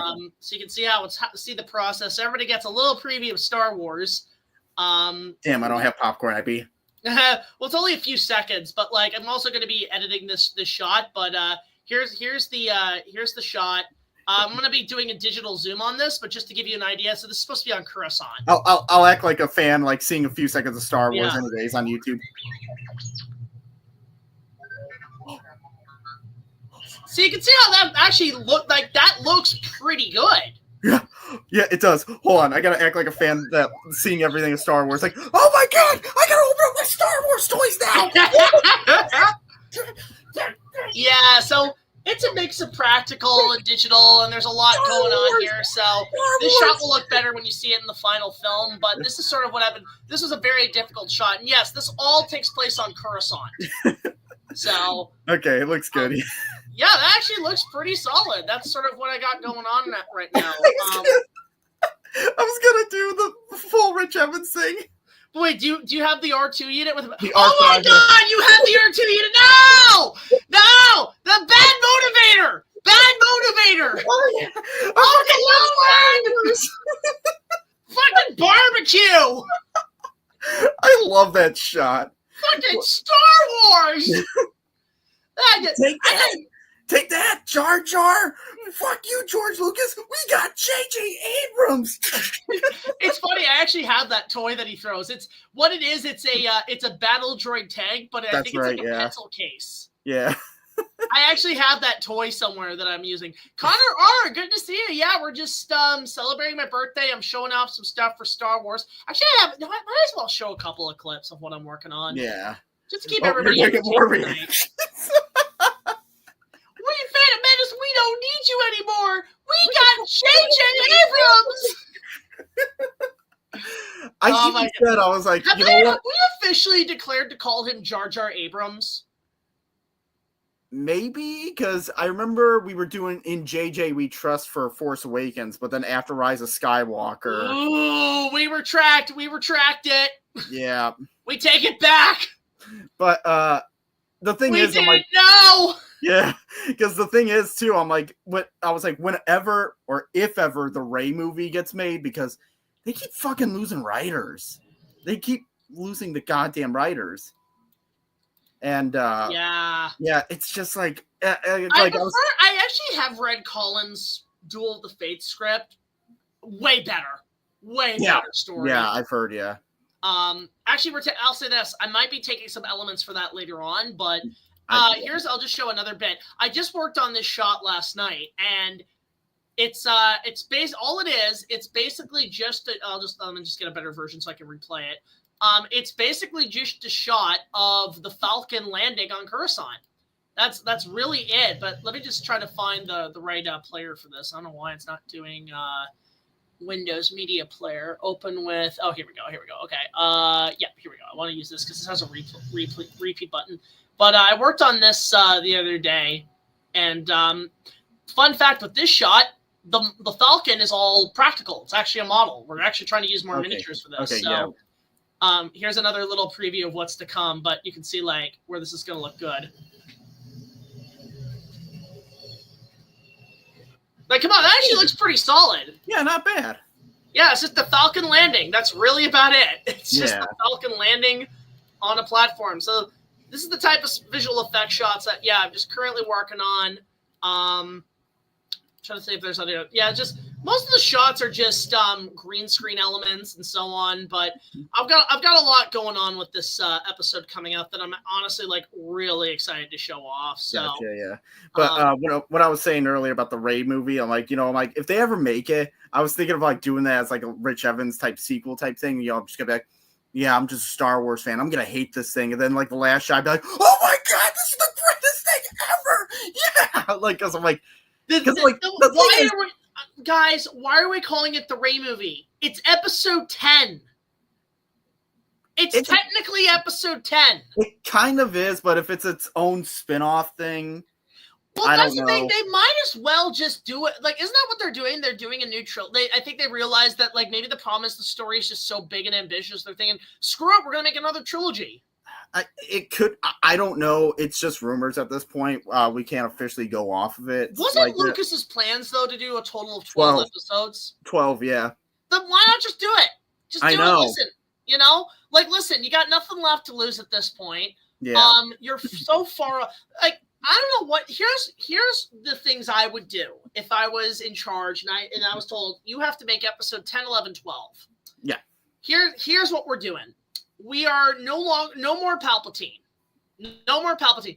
If there is, he is now become the essence of the dark side. Yeah. He's become the dark side entirely. Like, it's almost, and also no Death Star. What we're doing, the dark side has become a black hole. Yeah, I become could a black see. hole. We don't rely on lightsabers. We rely on using the Force, right? Yeah. More emphasis on the Force, less yes, have lightsaber fights, make them cool. But when it comes to defeating the final villain, use the Force. Luke. A couple things I would also do. I would actually retcon a few things from the last trilogy. I think it's more fun to have it where Rey's origins is constantly loopholing, is constantly bouncing. So I would set up that Palpatine was lying. Yeah. That was not his granddaughter. He just did that as a way to maybe because he thought, well, Luke was Vader's son. Why don't I just try that same technique? And then maybe that's why he fell, because, he has a son. Well, what if I just pretend I have a grandchild, and then they'll easily persuade to the dark side? Well, that didn't work. So I would say if you're gonna bring back Palpatine, have it be the original Palpatine. Say the one in Return of the Jedi was a clone, and the one in Rise of Skywalker was a clone. He was planning this out, and it's just like he's like not much even a more clone. older and decrepit. I wouldn't even say his clone. It would be a Sith spirit. The spirit. Listen. You can I imagine he's trying to figure out the techniques that Obi-Wan and Yoda and Qui-Gon learned. He wants to find that for his own needs. Well, from what they say, when a Sith dies and he is a spirit, unlike the Jedi Force ghosts where they could go anywhere, Sith spirits, they stay where they were killed or whatever. Like they haunt that area. So that's the thing. What if Palpatine found a way to escape that? What if his soul is locked? Know what I would say? Lock his soul on Naboo. Let's go back to Naboo. Let's see where it's been for the last few years. Why does everyone want to go back to Naboo? That I would want to see. But here's the thing with Rey. I would retcon her being a Palpatine, and no, she's not a Kenobi. She is the reincarnation of the prophecy. She is the reincarnation of the chosen one. Hence why she's OP. Because Anakin did his duty for whatever was left, but he failed. So the Force had to find a new user to be the prophecy that would bring balance to the Force. Have that be the premise. Have it where she is the reincarnation of the chosen one, henceforth the reincarnation of Darth Vader. That's why there is a dark side temptation there. I would also have it where not only is Ben more prominent as a ghost, but also Anakin. Yeah. You got to get Anakin in there. Get Anakin. I hated what they did with him in Rise of Skywalker. Just bring back the Force, Rey, as I did. That's it? That's it? The chosen one? That's it? Yeah. I love those edits where all the ghosts team up. Yeah. I think the best version I've seen where the ghosts all team up like that is just that they just all hold their hands out using the Force, helping. That's the thing. And they don't lightsabers. No. Just use the Force. Yeah. Okay, one thing I want, and it's something the franchise has never done. I want a Jedi Sith Braveheart battle. Just hundreds of Jedis, hundreds of Sith in an all-out war battlefield. But it's the rule of 2 for Palpatine. Well, now the rule has to break in order to win the galaxy. The rule has to break. We have to go back to the days of the old Republic. Yeah. Do something like that. I would have it where Finn is more prominent. Poe is more prominent. I know what I'm gonna say. John Boyega's gonna be at C2E22. I'm gonna say this. Finn and Poe, make him gay. I'm cool with that. Yeah. I'm cool with that. Make him gay. I'd actually be cool with that. I was wanting that since Force Awakens. I think they made for it. I don't care if it was unintentional. That chemistry worked. Make that happen. Yeah. There's that. But then what about here's the thing. Despite the defeat of the First Order, despite the defeat of the Empire, there's still remnants of them running around still. They're still out there. Yeah. So they're still a constant threat. I definitely want to see what the hell is going on with the New Republic. Exactly. I think, listen, I'm sorry, guys. We need to go back to politics in Star Wars. We need to go back to the Coruscant days. Mix it more with a little bit more action, kind of mix match so everyone could be happy. I needed in the Force Awakens, I know people are like, whoa, we don't want politics and trade negotiations. It's no. I needed at least one scene at the start of the film for maybe 5 minutes recap us on the current state of the galaxy in the Galactic Senate. Have Leia there as a representative, and maybe have it where nobody trusts her. Where it's like, hey, aren't you the daughter of Space Hitler? Yeah, we don't want you. And you know what I want to see? I would have loved to see this discrimination of Force users, because they have brought nothing but trouble to the galaxy. Maybe the Senate's finally said, you know what? We've had enough. Jedi, Sith, we've had enough of you people. Get out of here. We don't want you here anymore. You're ruining everything. You know, maybe there's like something where like they've decided, let's disband the Jedi Order. Let's disband the Sith. Let's disband them all. You know, there's something to be told there. And I think the movie's gonna, what I would love to do is they go to the old Jedi temple, the abandoned, they find some archives, and like maybe Finn and Poe, they're digging through the archives, and it's like, let's see here, Terras Kasi, Kyber crystals, the hell's a midichlorian? Oh, that was just an excuse that was just something the Jedi had to come up with to make an excuse to allow them to use the Force, because they had to make up some sort of science babble in order to make it look like, oh, the Force is this. So retcon it where midichlorians were just the Jedi lying to the Senate about a scientific explanation so they would get off their back and let them approve their religion. Yeah. Genius. Absolute genius if they did that. There's just stuff that you could do with a new trilogy that would really fix things up. Yeah. So. Just a quick thing, really quick. Hold on 1 second. Yeah, I'm getting messages too. Apparently there's a new con happening in Toronto I might have to check out. Okay. Oh, sick! Yeah, anyways, there's somebody that when you have your live streams like posted after the live streams, all that, someone by the name of Orias, the God's stop motion, he puts timestamps, all that. Yep. And I'm just gonna infiltrate his laptop right now with magic and type in my own stuff right here. This time code 22035, hipster Hoovian Jedi has infiltrated my computer, and he prefers to be called hipster, not Barnes, as is multiple times right there. And I am. This is insane of me doing all these timestamps. Okay, done. All right. I just want to point out, Honey Bear just sent me a DM that apparently there's a new con happening in November in Toronto that's gonna be like Anime North, and I'm like, I'm gonna have to investigate that because that sounds fun. All right, all right, cool. Yeah, I have a friend of mine. She has a friend who lives in Toronto too, and she was like, yeah, my friend's been saying, why don't you come out here for a con or something like that? I'm like, I have a friend like that too. So do it! Come on, man! Come on! I know, road trip. Yeah, so come visit Canuckland. Come visit the land of maple syrup. You folks want some pancakes? No, thank you. See, that's what honestly, we have fucking amazing maple syrup. You're like, listen, that's why y'all want our country, because we got the best maple syrup. You can't have it, buddy. Well, when I was in Florida for Disney's Epcot, they had like the food and wine festival where they had like little samplers around, and in Canada they had some really good filet mignon there, and I had that for fucking lunch. Like, it was like a small thing. I got like 4 or 5 of them, and that was my lunch for the whole time there. And I was like, damn, this was good. I'll say this: whenever I go down to the coastlines, like of like Florida or something, my only diet is like crab and lobster. That's all I eat when I'm down there. I'm not a seafood guy that much, so. Okay, if we ever go to Orlando, there's one place I tell everybody to go, and if we ever go, I'll take you there. I'm taking everybody there. Boston Lobster.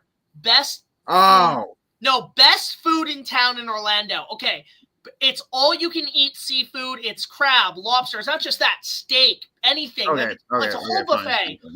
It's $75 Canadian.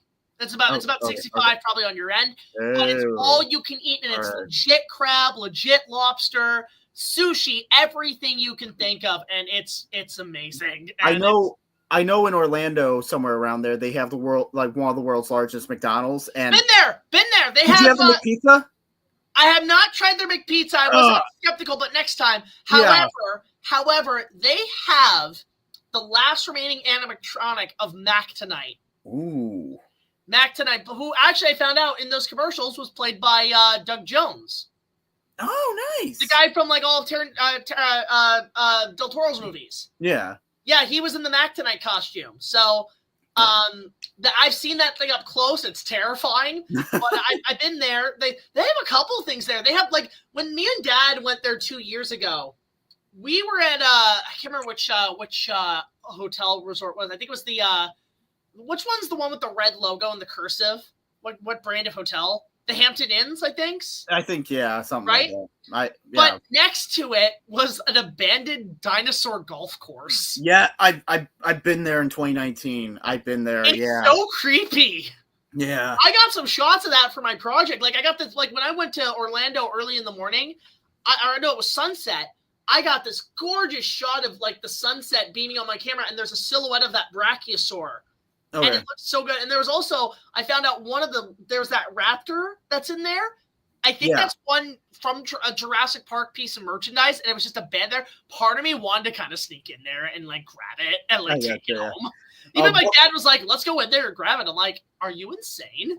I was gonna say, was it like what year did you go where it was abandoned? Because when I was there in 2019, was, I think 2023. Okay, because this was at the time I was not only producing Jurassic Park, I was producing the Geek. I was like, "Holy shit, Xandrew!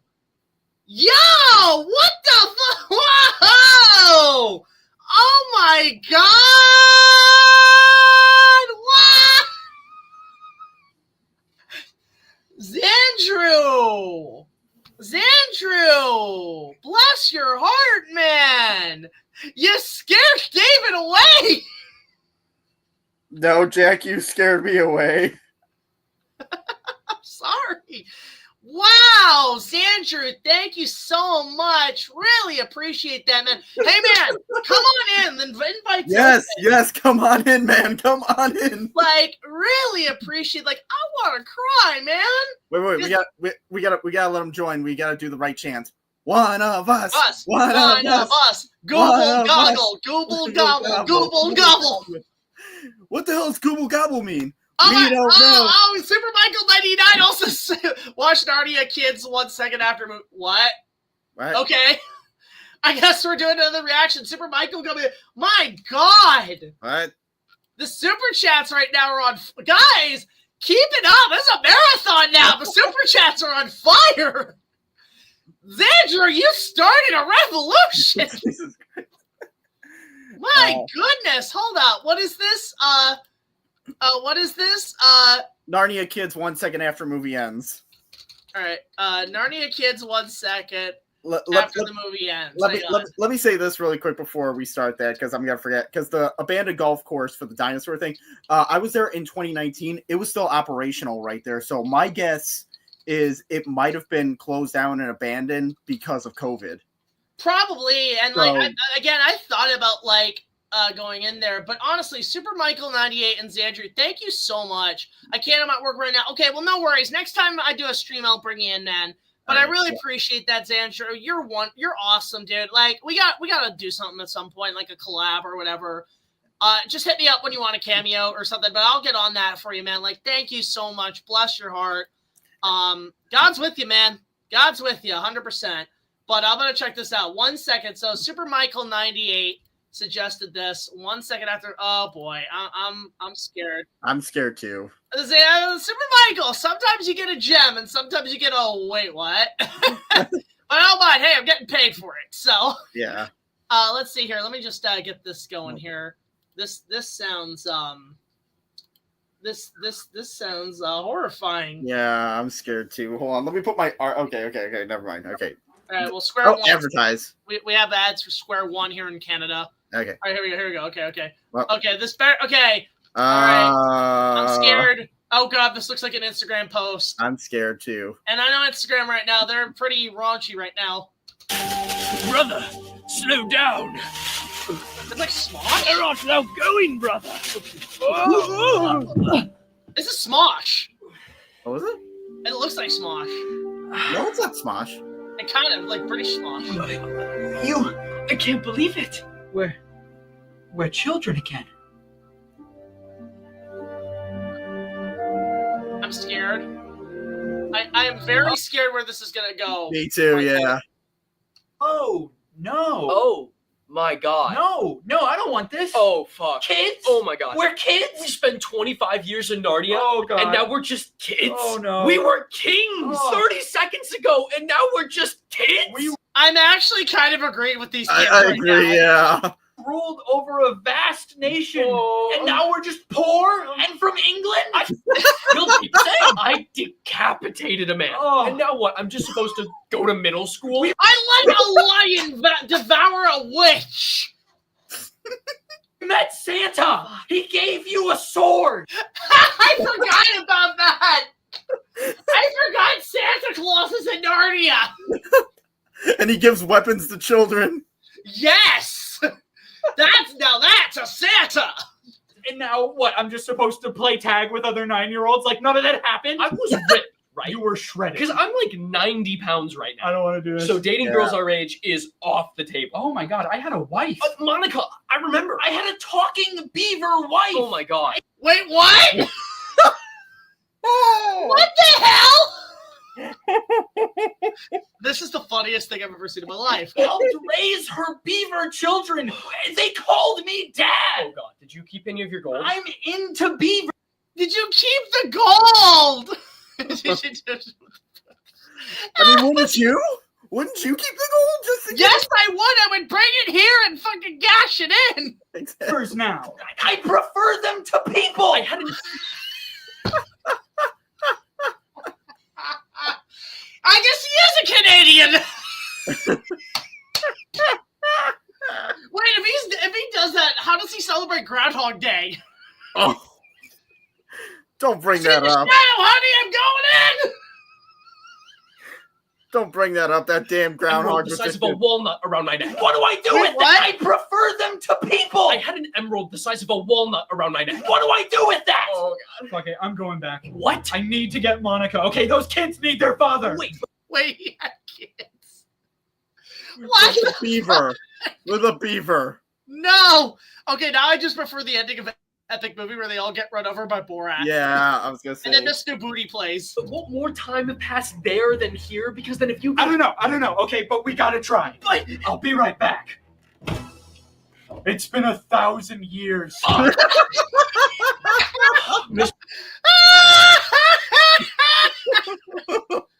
Okay, Super Michael swings in That with was a good. real funny then. That's hilarious. Yeah. Oh my God. Michael, that's funny. That's a good one. Thank you so much. And also, Xandrew, again, thank you so much for that super chat. Yeah. Oh my God. It's been 1,000 years. Before I forget Oh, too, that- because you were You saying know, you When were. you realize the first Narnia movie turns 20 this year. That's right. And Revenge of the Sith. And it was funny. in competition with Peter Jackson's King Kong. Yeah. At the box. I remember that was a huge thing. Like, no, can I just say, I thought about just doing a video about this on its own. The holiday season of 2005 was honestly a great holiday season. Yeah. Okay, we had great movies at theirs. We had Narnia and we had Kong at the box office in competition. But I remember my days fondly being at Best Buy. Oh, yeah. When that was like peak Best Buy. You had Robo Sapien, Robo Raptor. They were the top two. Remember that shit? Yeah, I remember Top that. tier toys of 2005. They were selling the Force Effects lightsabers. Yeah, I remember that. I got Anakin's, but then I remember they were selling Luke's, and I saw Luke's. I'm like, that thing looks so cool. I mean, granted, today we have better stuff, but back then, like, that was hot shit. Yeah. You had, for me, the biggest thing, and something people forget about, the launch of the Xbox 360 was in 2005 that year. Kong was one of the major games to get for the new system, to try out the new system. Yeah. It was great. Now, granted, when I didn't get my 360 until 2007 because I wanted to wait for the bugs to be out of it. Yeah. And I got the Elite. And the Elite, I still play that thing. It's never had a problem. I love the Elite. Gotcha. And that's actually was the last console I ever picked up. Okay. I've not picked up a console since. But yeah, like that was winter 2005. I think the iPod had just come out. Yeah.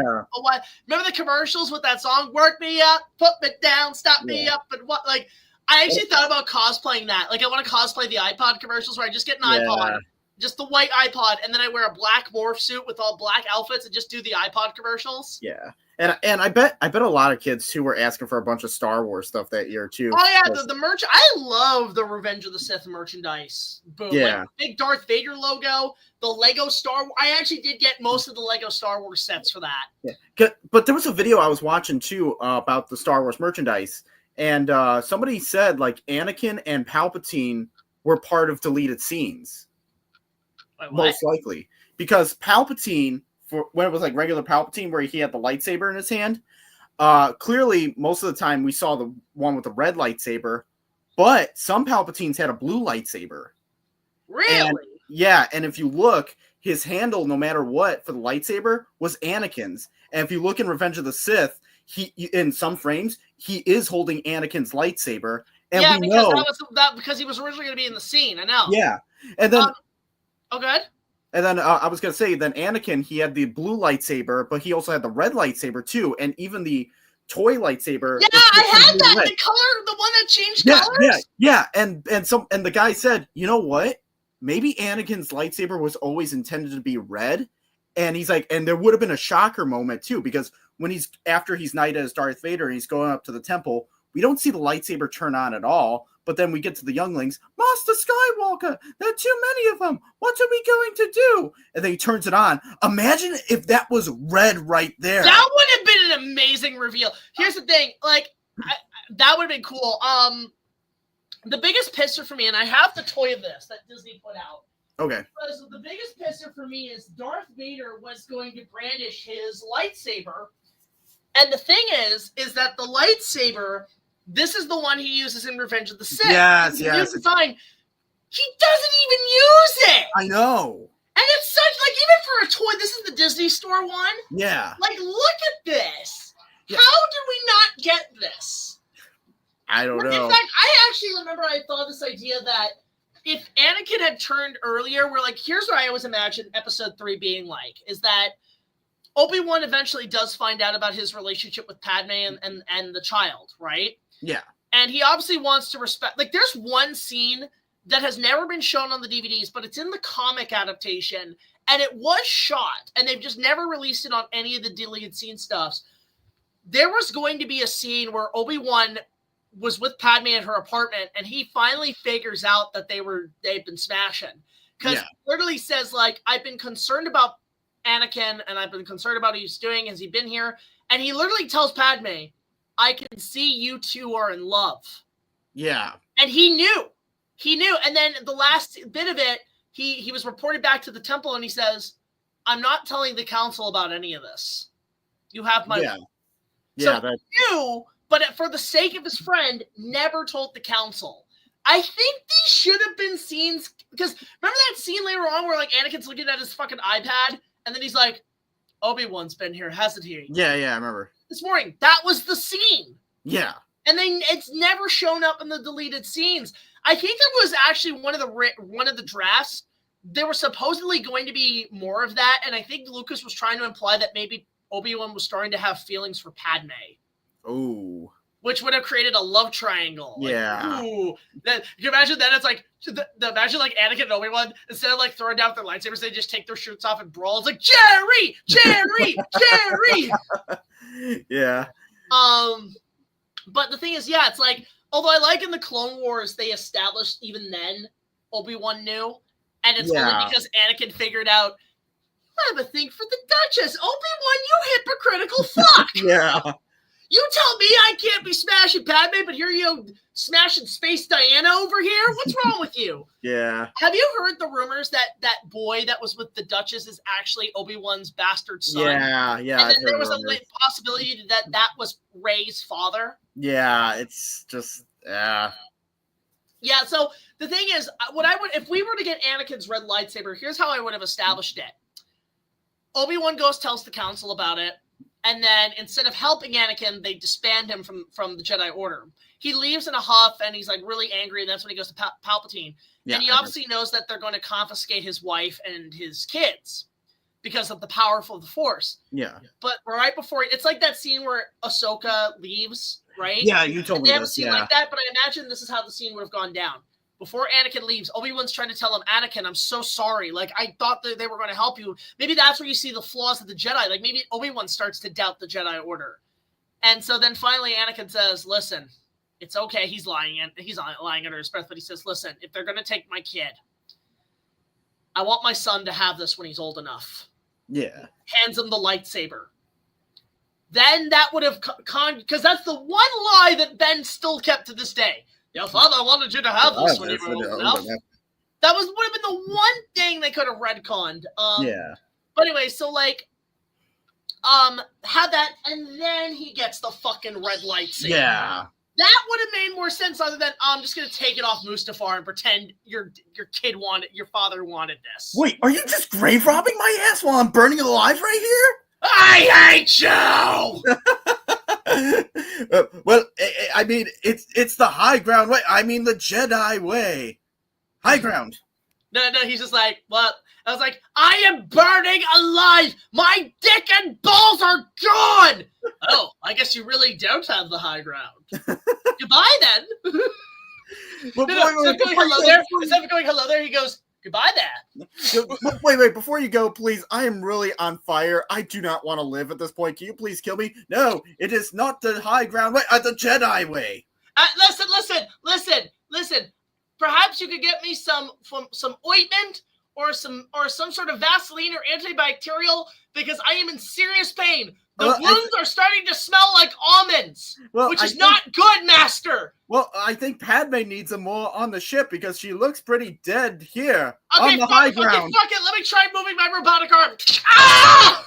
Oh, you might need to borrow 3PO's arm. Maybe I'll go get him away from the high ground here. You gonna give him a red arm? That would be kind of stupid and just be for one movie. Oh, you might as well give him a silver leg while you're at it, you British asshole! Yes, it's all part of the high ground. High ground. Oh my god, okay, Super Michael 98, The Office came out in Oh yeah! Wow, a lot of stuff. Again, thank you for that. So we had so many super chats tonight. This is wonderful. I was thinking back to the, when you said the mini golf Jurassic Park, the abandoned dinosaur thing. You said you went there with your dad, right? Yeah. Yeah, and did your dad ask about or say Vietnam stories about him killing Shia LaBeouf? The movie wasn't out yet. And the answer is no. I'm like, I'm gonna keep saying that on your live streams, and I want someone to make a whole compilation. Listen. People have already started the rumors about my dad killing Shia LaBeouf in Vietnam, and I've already got some people saying, wait, because apparently, here's the thing. Josh made some connection that he thinks my dad killed Kennedy. John F. Kennedy, because he was apparently in the same state, in the same town at the same time. And I'm like, he did, for the last time, my dad didn't kill Shia LaBeouf, and he didn't kill John F. Kennedy. I just wanted to be a compilation of me. There's a guy who killed him. His name is Harvey Oswald Cobblepot. I just want a whole compilation. Imagine Harvey Oswald. He has the sniper and it's an umbrella. And after Kenny's like, rah, rah, rah, rah. Well, no. He has to flip the coin first. Do I do it or not? No, that's Two-Face. Yeah, but Harvey that you were saying. Oh, well, he's the bastard offspring of Harvey Oswald. And yeah. No, he's the bastard offspring of Oswald Cobblepot and Harvey Dent. There we go, yeah. Man, Super Michael shooting these super chats. Oh, yeah. Holy crap. 20. Oh, my God. Yeah, oh, my God. Like, you know what's crazy? I started YouTube. This is what's going to be old. You want to be old? Okay. I will be officially celebrating my 20th anniversary on YouTube in 2027. Oh, boy. Wow. I started YouTube in November 2007. Yeah, that's... I didn't really get into YouTube until, like, 2006. Yeah. It was still relatively new. Like, I remember, you know what, back then, you know what, we had... Okay, so even before YouTube, like, before we knew YouTube, the only places I could watch videos online were either through QuickTime downloads. I could watch GIFs on ytmnd.com, which is where the birth of a lot of the first internet memes came from. Yeah. And LimeWire. Oh, okay. I am one of those asshole kids that went to the community center, downloaded shit off LimeWire for my CDs, and let the computers burn just because I just needed to download something. Yeah. That's my take. That was what I did with LimeWire. I was just downloading music. I wasn't for anything else, just downloading music and letting the computers fry. I was one of those assholes. So if any people around my area who came up to the computers one day used to say, "Why is this full of viruses?" My bad. I was downloading the latest Cascada Sound album. I didn't care. I'm gonna burn my CD by. Man, just 2000. No, and it was weird. I was 13. I was 13 at the time. 8 years Actually, old. that was perfect for me to see Star Wars because it's the first PG-13 movie. I'm like, yeah. Yeah. I can see the movie. I was, no, 9 years old. I was 9 years old. Sorry. Yeah. I was thinking 8 years old for some reason. I don't know why. Yeah, for me it was, I think the oldest YouTube video I liked was from 2005. And what it was such a terrible, like, MPEG of, like, it was I think a fan music video. I don't know if you know a band called The Postal Service. I do not know. They're a very kind of chill, like, lo-fi chill music group back then. And they used their music was using 8-bit gaming audio for their music. So it was one of the first things to kind of really bring in that retro gaming stuff. Yeah. And they have some great, I'll send you one of their tracks, but there was a music video that was done by a couple people that was in the style of like a Godzilla thing. They made like a kaiju thing, but all their costumes and outfits were made out of cardboard and there was like crap, like the people were made out of like those, the pipe cleaners, wires and stuff. Yeah. It was really cute. I wish I could, I don't know if that music video still exists. Like, listen, it's a 20-year-old video. Oh, that's going to be crazy. Imagine how many YouTube videos you're going to find that say this came out 20 years ago. There was a YouTube video. It was like 3 parts, I remember. It was somebody like the first 2 were recorded from a camcorder off their TV, and then the third one they ripped the footage eventually.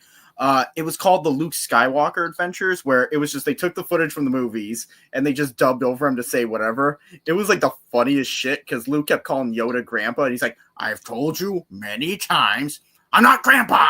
You know, and it's still here. It's, okay. I can't play it because just send it to me. I'll watch it later. Just send it to me. Yeah. I'll just play it in the background, but like I can't play it because of copyright like audio, but I can definitely play the video.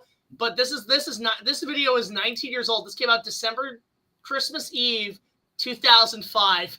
Wow, it's so poorly qualified. Yeah, that's what the other one is, like the Luke Skywalker Adventure one is. Yeah, so I miss these type of videos. Oh wow. Like it's very Godzilla based. You can find this video, guys. Check it out. It's like 20 years old this year, but it's just this big Godzilla like thing. Time to Postal Service. It's so cute, and it's like I remember like when I was doing research on monster movies, I discovered this. I'm like, oh, I can utilize this sort of reference like that. Like this is great. Yeah. Like, that's cool. Actually, it's funny you bring up like I miss bad quality videos. Like I was bringing up fan trailers early on. Do you remember 20 years ago when Revenge of the Sith came out? There was a spoof called Star Wars Episode 3. Yes, I remember. Yeah. What's great is the guys actually went back and they've recently remastered it to HD. Oh, nice. Have you ever seen the HD version? I haven't. I'll check it out though. Yeah. It's so funny. Yeah. For me it was the it was the part where it was like, instead of announcing my candidate for re-election, I have decided that you're all morons. I was gonna say too the Luke Skywalker Adventure thing I was mentioning. It's like the dub version of it. At one point, Yoda's like saying like robots are like evil and stuff. He's like throwing stuff out of the Luke's little box thing, and then when he has like the little light, he's like like that. They just put in like you hear audio, and for years I was like, what is that audio? It was the Ballad of Bilbo by Leonard Nimoy. He's like, what is that? And then you see like their new footage, like R2's just like peeking from behind a tree. It just goes behind, and I'm like, it's like the most random thing ever, and it's hilarious. And like the other parts too, it's like Luke's eating the soup in Yoda's hut, and then he's like this, like you just hear, then hey, I don't feel so good. Where's the bathroom? And then Yoda, you know that soup you just had? That wasn't soup. Leaf. And then the third part too, it's all Return of the Jedi, and Luke finds out that Darth Vader's his mother, and then he goes like, wait, like it's when he cuts off Vader's hands, talk to the Emperor. He's like, wait a second, if Darth Vader's my mother, and Superman can fly, then you must be my sister. And the Emperor, oh my God, you're right. And then it cuts to Luke telling the story to Yoda in the hut. He's like, we all did this and that. And then Yoda turns like, Luke, it's 3 a.m. I couldn't care less. And he's like, here's where, by the way, someone outside is your real grandpa. And it's Obi-Wan as the Force Ghost. And they're like reuniting. It's like, is it really you? Then Obi-Wan's like, ooh, I'm so happy I could fart a rainbow. And then it's like, well, if you really are my grandpa, what's your favorite food? Pickles with a side of Cheetos. That's my favorite too. Well, it's like I say, pickles and Cheetos go perfectly together like donkeys and ninjas. I'm like, what the fuck? This is the dumbest thing ever, and it's in my brain. The other two are long gone for copyright purposes, but I'm like, I remember this. If anyone else remembers this, put it in the comments, please. I'm not crazy. It's the greatest thing. I'm gonna check that out. I actually do have to call it a night because I have to get around to a couple things, but I really appreciate everybody coming in tonight, celebrating the birthday, like just everybody involved. Super Michael 98, so many great super chats. Matt B, Lance Darkwater, like we made a like Xandrew sweep it in with 50, man. God bless you, man. And then of course Honey Bear really starting the chain, which guys, please go check out her website, resiliencyandme.com. She would really appreciate the help. She has been such a help on my projects and with her business, so I'm trying to give a little bit back, but this was a fun stream, and I really appreciate Hipster, Hoovian Jedi, and Spectro, who has since left coming in. Before we go, Hoovian, do you want to plug yourself in? Hey guys, I'm the Hipster Hoovian Jedi, the guy with the cool name who before was cool. Currently writing some review projects. Very soon, we'll start filming them. So by this year, I will have reviews up. So subscribe and just be updated. Pretty much. I don't know. I'm not good at signing off, so. No worries, but everybody in the chat, really appreciate you guys coming in. I don't know when I'm going to stream next, but I'm just tune in Friday. I'm going to switch the schedule out. I'm going to put out my restoration of the Jurassic Park 3 review out Friday, and then there's going to be another review segment thing for my Camp Cretaceous review out Monday. I'm going to try to get back to streamings more next week, but I really appreciate everybody coming in, Honey Bear, everybody involved today. Love you guys so much. You're the reason this is why I keep doing what I'm doing. You guys are awesome. And I will see you guys later and with a new tattoo, by the way. So. Oh, nice. Yeah. Yeah. And support my Patreon. Of course, that's another place you could go help out. Yep. But again, guys, thank you all so much for joining. I'll see you guys later.